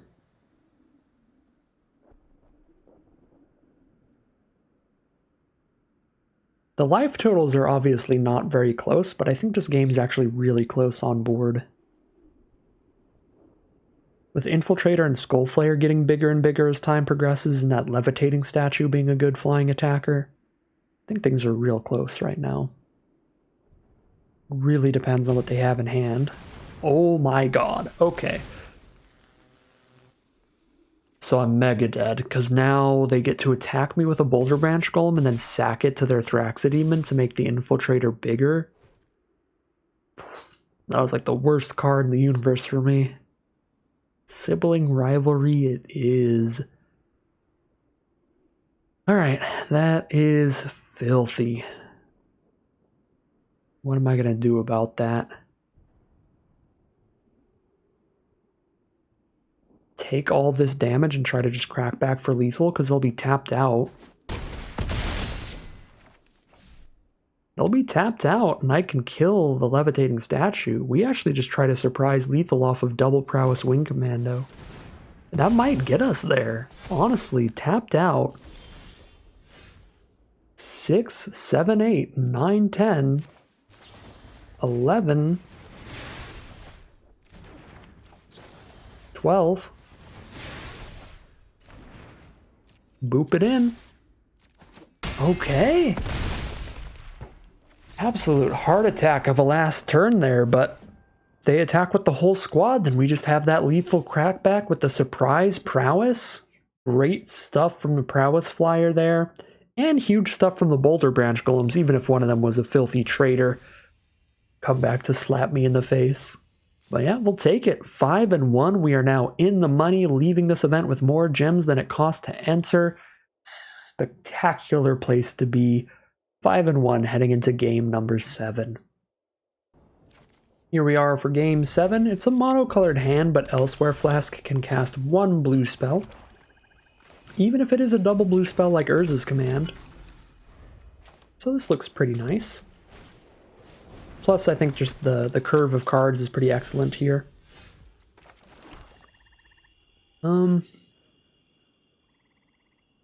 This is going to be another game where I'm going to discard a Machine Over Matter to Scrapwork Mutt and then regret it, isn't it? So they draw a card if I trade into that? The end of your next turn, you may play that card. Oh, it can't block. Well, okay then. I definitely wouldn't have blocked if they attacked. Alright. Maybe it's still better not to attack just because it seems like they would not choose to attack with Feldon if I held up the Death Toucher, but whatever, I'm still going to do what I think is the right play there. Alright, sweet. We do find land 3. It is very important for us to hit a land every turn so we can get this Puppeteer down. And Urza's Commando quickly. Urza's Command. Period. Alright, cool. We've got the 4 mana guaranteed. I could hold on to the Elsewhere Flask to use with Puppeteer, but I can still Puppeteer and then Command. Probably better to be mana efficient. Drop this out right now. Cycle it into something else, which is a Goring Warplow.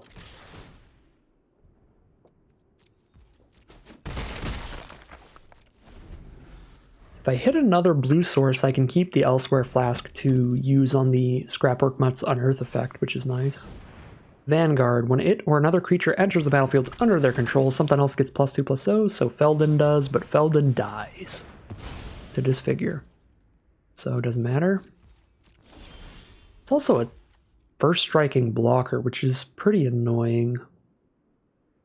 Is that annoying enough to just spend the turn disfiguring instead of playing Puppeteer? I don't think so. I think I still play Puppeteer.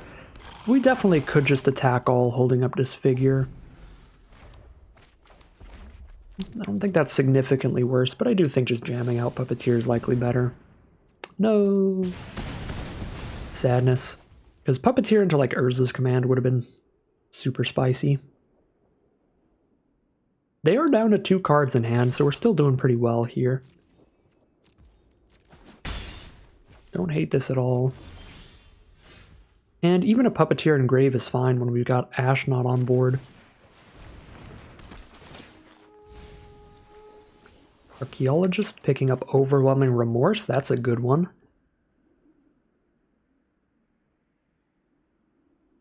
Disfigure on blocks is not that crazy.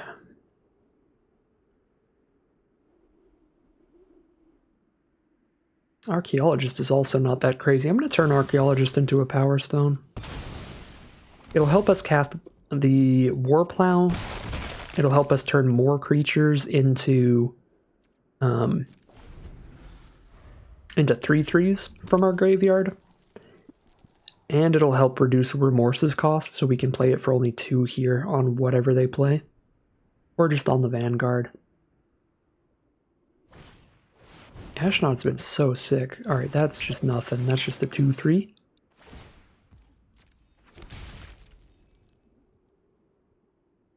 Put some wings on the Vanguard. Now that they're tapped out, we exile it.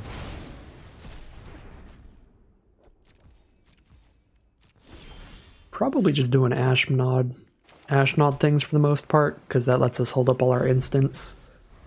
And spit out 3/3s when we don't need to cast them. There's 2 creatures in our grave.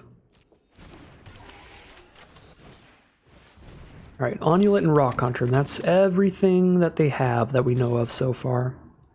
Send in a 2/3 stone retrieval unit. I'll take the 2 for now. I could use one of these. I would rather just start spitting out 3/3s and then use those.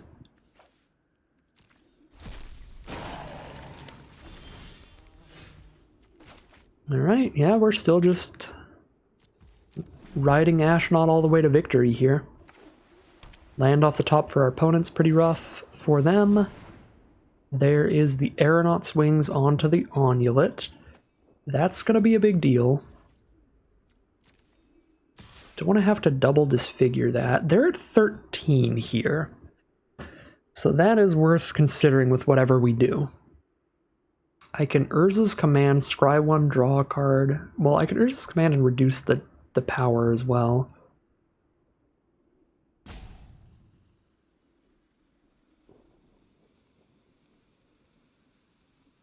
And the Aeronaut's Wings is really the only problem here.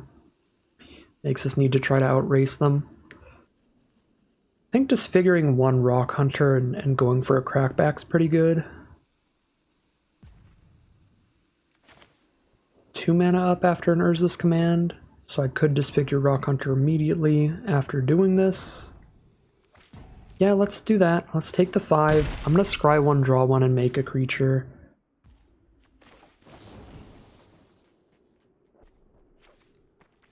Start racing. Find a Thraxodemon.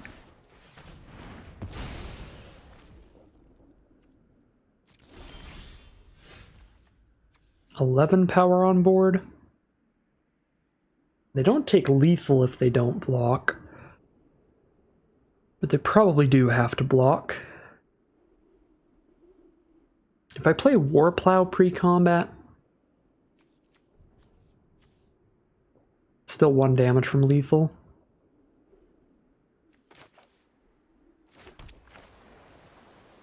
It does hit them 1 harder, so I will play this pre-combat.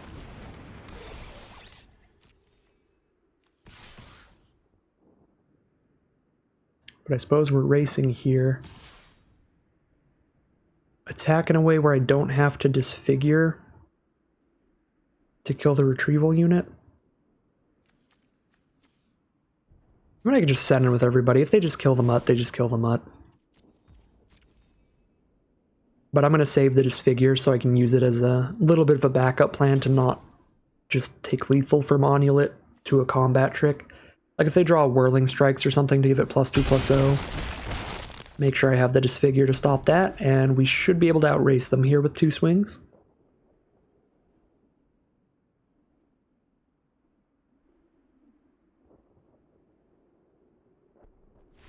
Alright, they did not find a combat trick, so they can't even attempt to get lethal there, so that is going to be another victory for us. We're now 6-1. It's a pretty spicy game, pretty scary game. I think I got a little bit overconfident with the Ashnod there, where I'm like, yeah, we're so good, we're fine. And then I totally forgot about the Aeronaut's Wings on a 4/4. 5 power flyer was a really quick clock, but luckily we do still get to outrace it barely. If I played a little tighter, I think I could have played more aggressively. I think I was playing overly defensively, just forgetting about their ability to have a massive flyer that would just get around all my defenses anyway. So we should have been racing a little more aggressively there, but still find that victory in the end off some really powerful spells. We are at 1,800 gems and 5 packs, and we're competing for the ultimate prizes. We're heading into the final boss now. Here we are for the final battle. That Elsewhere Flask makes this a reasonable keep to me. If our opponent plays some cheap creatures, we have Disfigure, Remorse, and Warplow. If they don't do anything early, I'm pretty cool with that too, because then we just sit here, draw some cards, and wait till we have 6 mana. Play this as a 5/4. Just run out that Elsewhere Flask and pass from there. We do find a natural island, which could be pretty nice if we hit some blue cards. There's an Aeronaut's Wings to start things off from our opponent. I'm definitely not going to undervalue, or definitely not going to underestimate that card this time around. I will keep that in mind when I think about how well we're going to be racing. There's an Airlift Chaplain for our opponent's first creature. It's going to mill 3. Finds... Whoa! What is this? They need green, green, white, white, blue, blue, and 2 mana. They can exile her from the graveyard, return any number of artifacts with mana value 10 or less from your grave to the battlefield. Okay. So if they hit 8 mana, that's going to be real bad for me. Alright. Now they've got a Yoshin Medic coming up. I think a 1/1 flyer is annoying enough / bad enough for my deck that I just disfigure it. I guess they need to have a bunch of artifacts in grave for the dig site mentor to be super scary. Speaking of needing to have things in grave, Ashnod's not going to do much here, but I'm still going to cast her. Got an emergency weld if they kill her.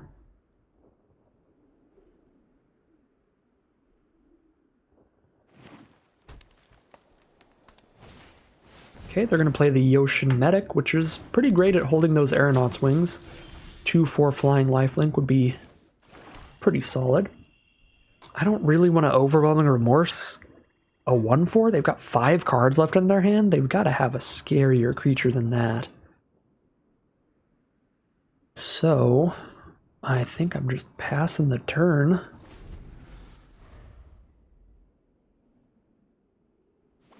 Probably cast Remorse on whatever creature they cast this turn if they don't just move the wings over.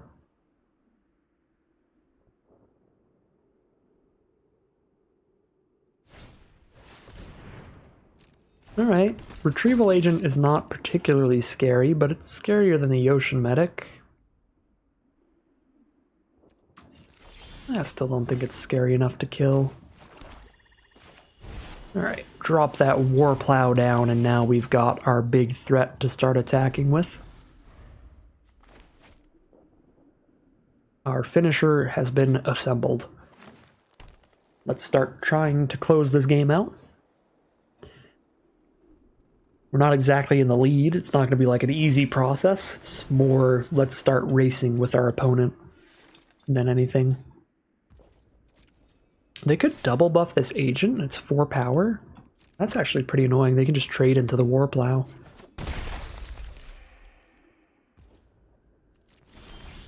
Soaks up all their mana though, and then I emergency weld back the War Plow and play Mechanic this turn. Sure, it's a 1-for-1 trade. That's not a nightmare. And I've got 2 Remorses for their next cards.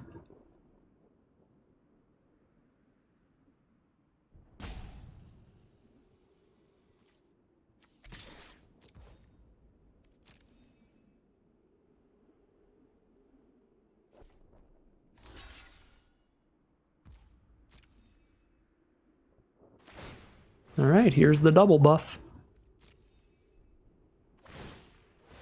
A trade it is. Now I drop a Thopter Mechanic, and I weld back the... well, I guess since it's in grave, I could drop Mechanic and exile the Medic. Stop that lifelinking during the race. I guess that is pretty annoying. I still don't want to just pop Remorse this quickly. Let's just pick that up. Recast it next turn. I mean, now that I have 2 Remorses, I think it would be reasonable to exile the Medic now, but I'm still going to get a little greedy on it. And it works out fine, because now we're exiling a 6/5 with our first Remorse and having a backup after that, which feels awesome. Chromatic Star. Well, I've got the mana to play that and Remorse, so I will do that.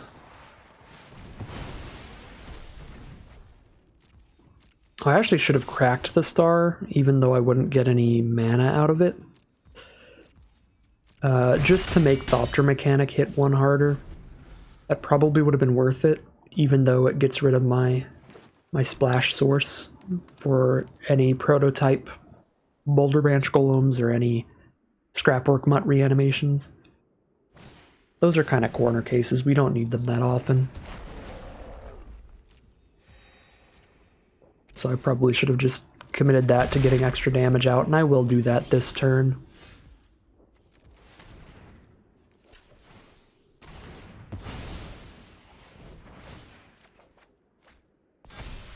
Okay.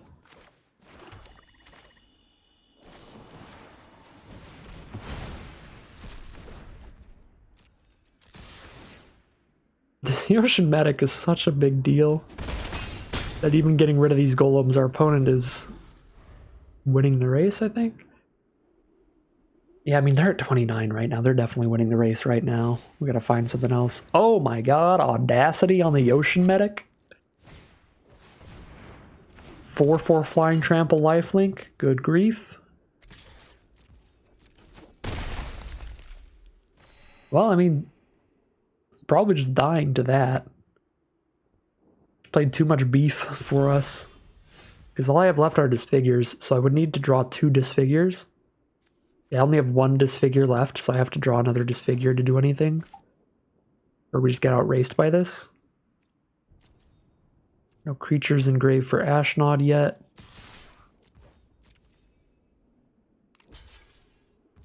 Oh, now we've got 1.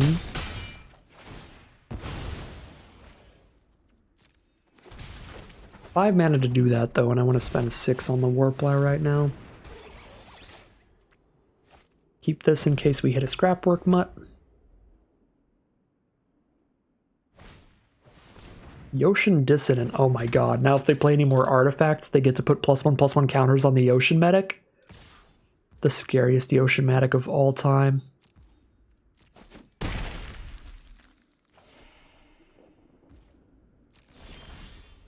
Ooh. Well, that's a good draw, right? How is Audacity? When it's put into the graveyard, they draw a card. Okay. So they will draw a card off of Machine Overmattering the Medic, but that's still going to be really good here.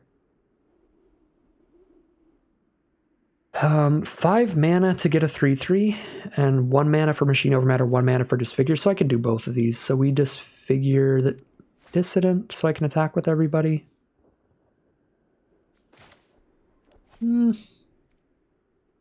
I don't think so. I think I just don't attack with Ashnod, because that's the only thing I care about dying. And then I can save this figure in case I draw the next copy. Okay, now I should just disfigure Dissident, I think.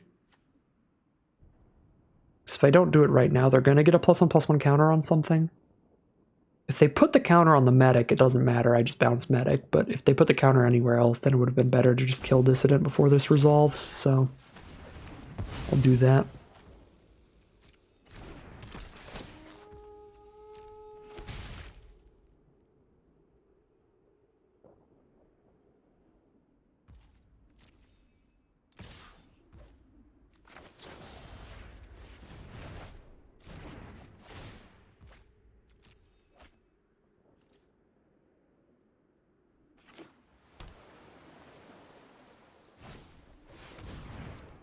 Yoshin Medic's back.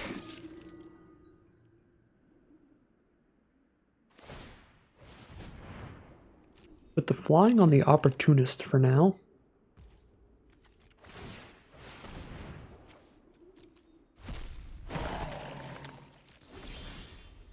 We hit a Wing Commando, which is not going to be big enough to block Yoshin Medic, but that makes us have 3 flying power, so if I draw an instant alongside the Wing Commando, that would be a way to stop that Yoshin Medic. Alright, the 3/3 bounces off the Medic. The Warplow trades into Opportunist. Not great for me, but it's fine. I don't think I have any great attacks.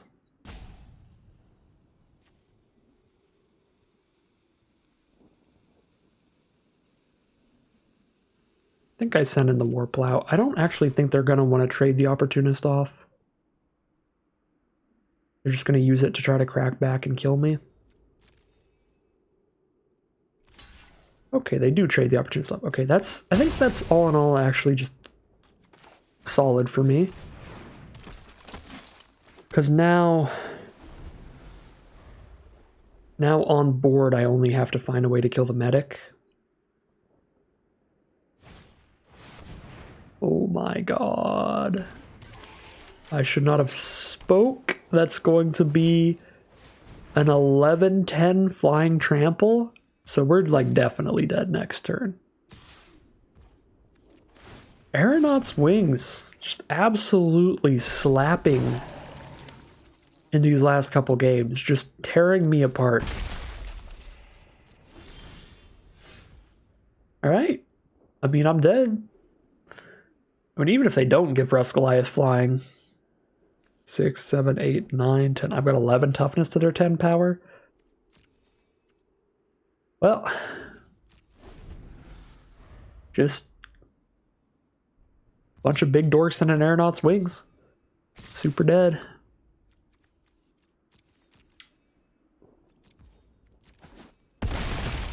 I could technically live for a turn since they didn't put the wings on the Rust Goliath, but it would require sacking my entire board, so I'm going to say no to that one. 6, 7, 8, 9. So I'd have to go 6, 7, 8, 9, 10. Block everything there to not get trampled over. And then take 2 in the sky.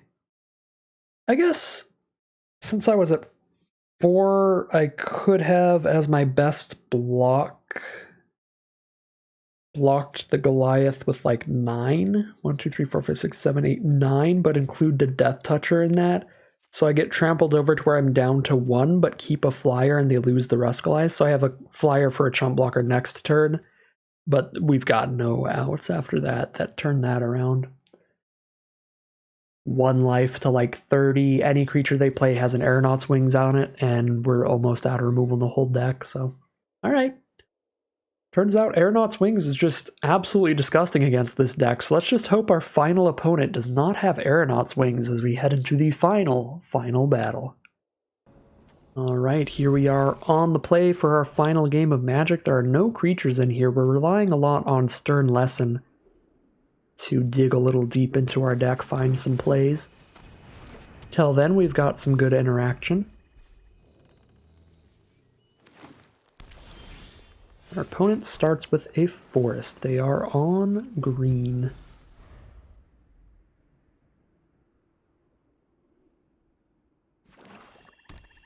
Swamp from opponent.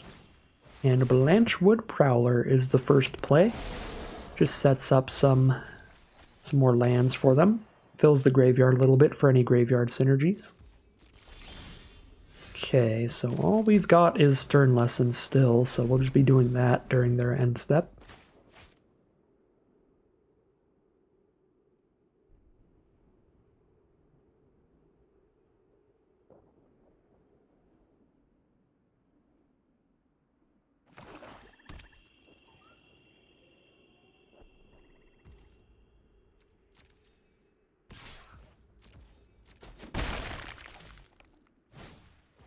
Gnawing Vermin is the play, another 1/1. Super fine. They're milling me, which is interesting. I mean, it works. They got my Gixian Puppeteer. But I would have expected self-mill out of the green-black deck. I guess they already have plenty with Blanchwood Prowler, Ravenous Gigamole, stuff like that. But I would very rarely try to mill my opponents in this format with the amount of Unearth and stuff going on, generally. Don't think it's a super great idea. Alright, well, that's a bunch more not creatures. Probably have to just draw a card off this Chromatic Star now.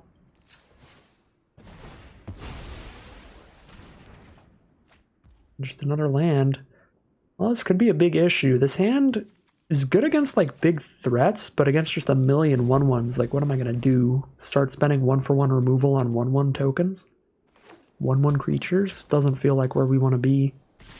Just need to draw into like any creature, and they'll be able to block the 1/1s for days. Alright, we can definitely Remorse the Baloth.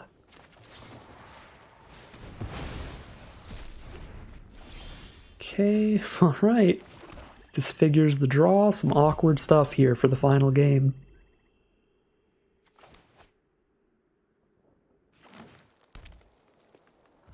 We're hoping for some good stuff off the Stern Lesson, and it definitely didn't get us there.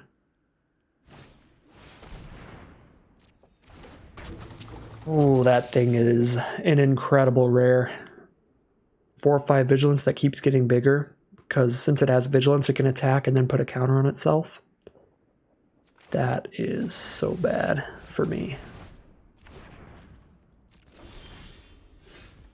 And I'm just gonna draw 0 creatures all game. Oh my god, we're 17 cards deep and there was one creature and they milled it. That is unfortunate. Almost halfway through the library now. We've got a low creature count, but it's not that low. It's like 10, I think. A little more than 10.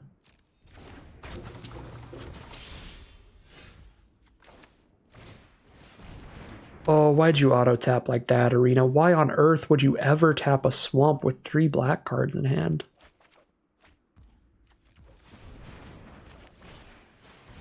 I don't know if it'll matter, but that's annoying. Yeah, it looks like it doesn't matter because I can only cast double Disfigure off the black sources, but that was a very silly tapping from Arena.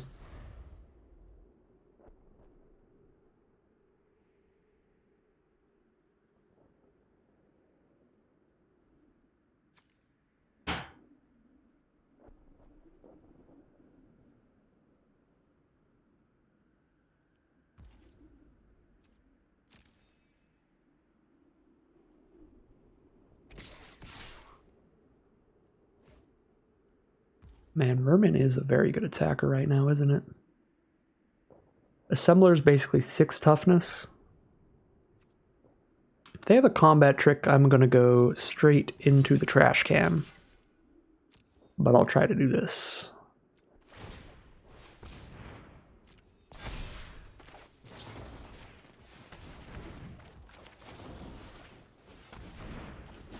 Okay, let's go. That's something. Now their board's a bunch of 1/1s and a Giggle Mole.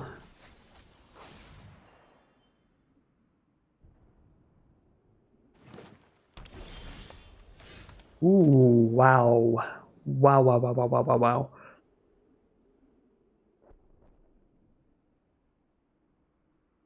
How do I want to use that? Do I just attack in a Moment of Defiance? I can't play both of these spells because the Powerstone doesn't tap for mana for non-artifacts. So I can only do one of these two things, and Urza's Command feels so much better on blocks because I get the -2/-0, which is wild. So I get the -2/-0, make a creature, and then have Moment of Defiance for later.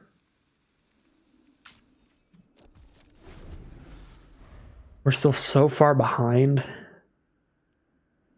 Because I've had to 2-for-1 myself a couple times because just a lack of creatures against all the 1/1s everywhere.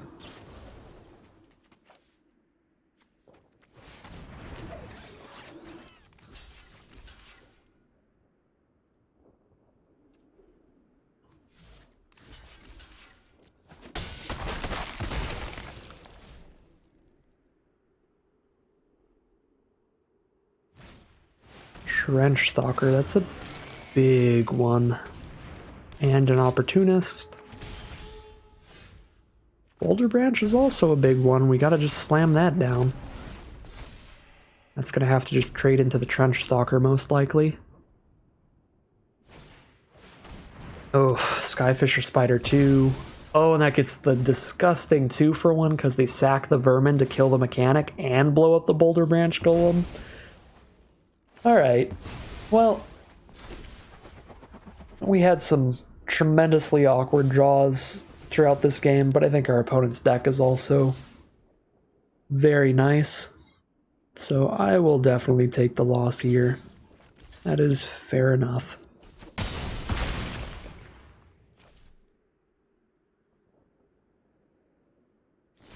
But we're only in this one for like one more turn, yeah, especially with just the land.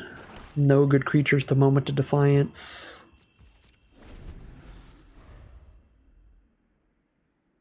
They could even have instant speed removal for this in response to the moment, and then I'm super dead. 7, 8, 9. I barely survive. Find a Disfigure. Now I slightly more than barely survive. They actually don't have any good little creatures to Disfigure. Like, I could Disfigure the 1/1, but I almost feel like it's better to just keep my flyer on the board. So I will do that. They do take the exile. I'm used to that not happening because emergency weld with the Skyfisher is so good, but maybe that's just me who does that a lot. I don't think this is enough. We're at 3 facing a 6 power trampler. I have 8 mana minus 2 from emergency weld, so I can spend 6. If I had 1 more land, I think a Boulder Branch would be enough to survive another turn. But since I don't have the mana to recast that, I can just get a Puppeteer as the biggest card. Then I have 2 blockers, but I can only block 3 of the trample. So I get trampled over for 3 if the Puppeteer blocks there, and I put the 1/1 there, and I'm just well over dead.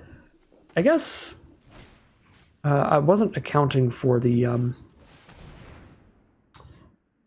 1/1 token that Emergency Weld gives me, so I'm not like extra mega unstoppable dead, but I'm still dead. Because I still get trampled for 3 from the Trench Stalker alone, but then I get to chump there, so I go to -1, which is still dead, but it's not horrible. It's not super overkill.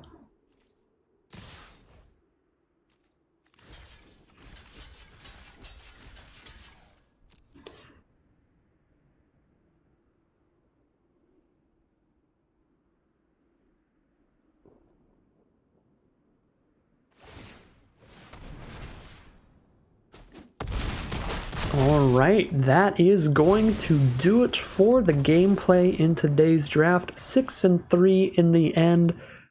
Little sad. Always rough to go from like 6-1 or 6-0 to 6-3. Always feels bad to flip it around, but 6 wins is more than I thought the deck would get after we finished the draft. I think it was just kind of an awkward draft overall. I don't think there were any super high quality cards going around in the draft pod. Didn't find any massively clear signals of where to go. That pivot off of white, I think, did work out overall because I don't think there was exceptional white coming. So that was awkward for us that we were white-black the first half of the draft and then had to drop all our white cards into playing some blue stuff. So, I don't know. I don't think the draft went super well. The card quality in the draft pod wasn't exceptional, and the signals were a little hard to read. I think we found probably one of the best places to be. We got Puppeteer, Urza's Command, Ashnod, excellent black removal. We were definitely supposed to be black. Triple Disfigure, double Overwhelming Remorse. I think the Ashnod got passed to us as well. So definitely a black draft pod. Maybe our secondary color should have been different. Maybe we should have just been the green-black deck with a bunch of Boulder Branch Golems. Maybe that's how things would have went better during the draft, but for how the draft went overall, I think 6-3 is a pretty great record for this deck. I think this deck was definitely better than it looked, definitely actually a bit above average overall based on how it played, which is pretty impressive for how rough the draft kind of felt during the second half there. So I'll take that. Not horrible for a draft that went a bit off the rails in the end. Still real close to a 7-win run, so great stuff. Up in gems overall. Not bad at all. But that is going to end today's video. As always, I'd like to thank my patrons and YouTube members for their support, as well as you for watching the videos. If you'd like to see more videos like this, you can always like, comment, and subscribe to tell the YouTube algorithm to send you more in your recommended feed. If you'd like to catch me live, you can check out the Twitch channel in the link in the description below. And if you'd like to support the channel directly, you can check out the Patreon link or the join button in the description below. Other than that, as always, thank you very much for watching, and I'll see you again soon for some more Magic Arena.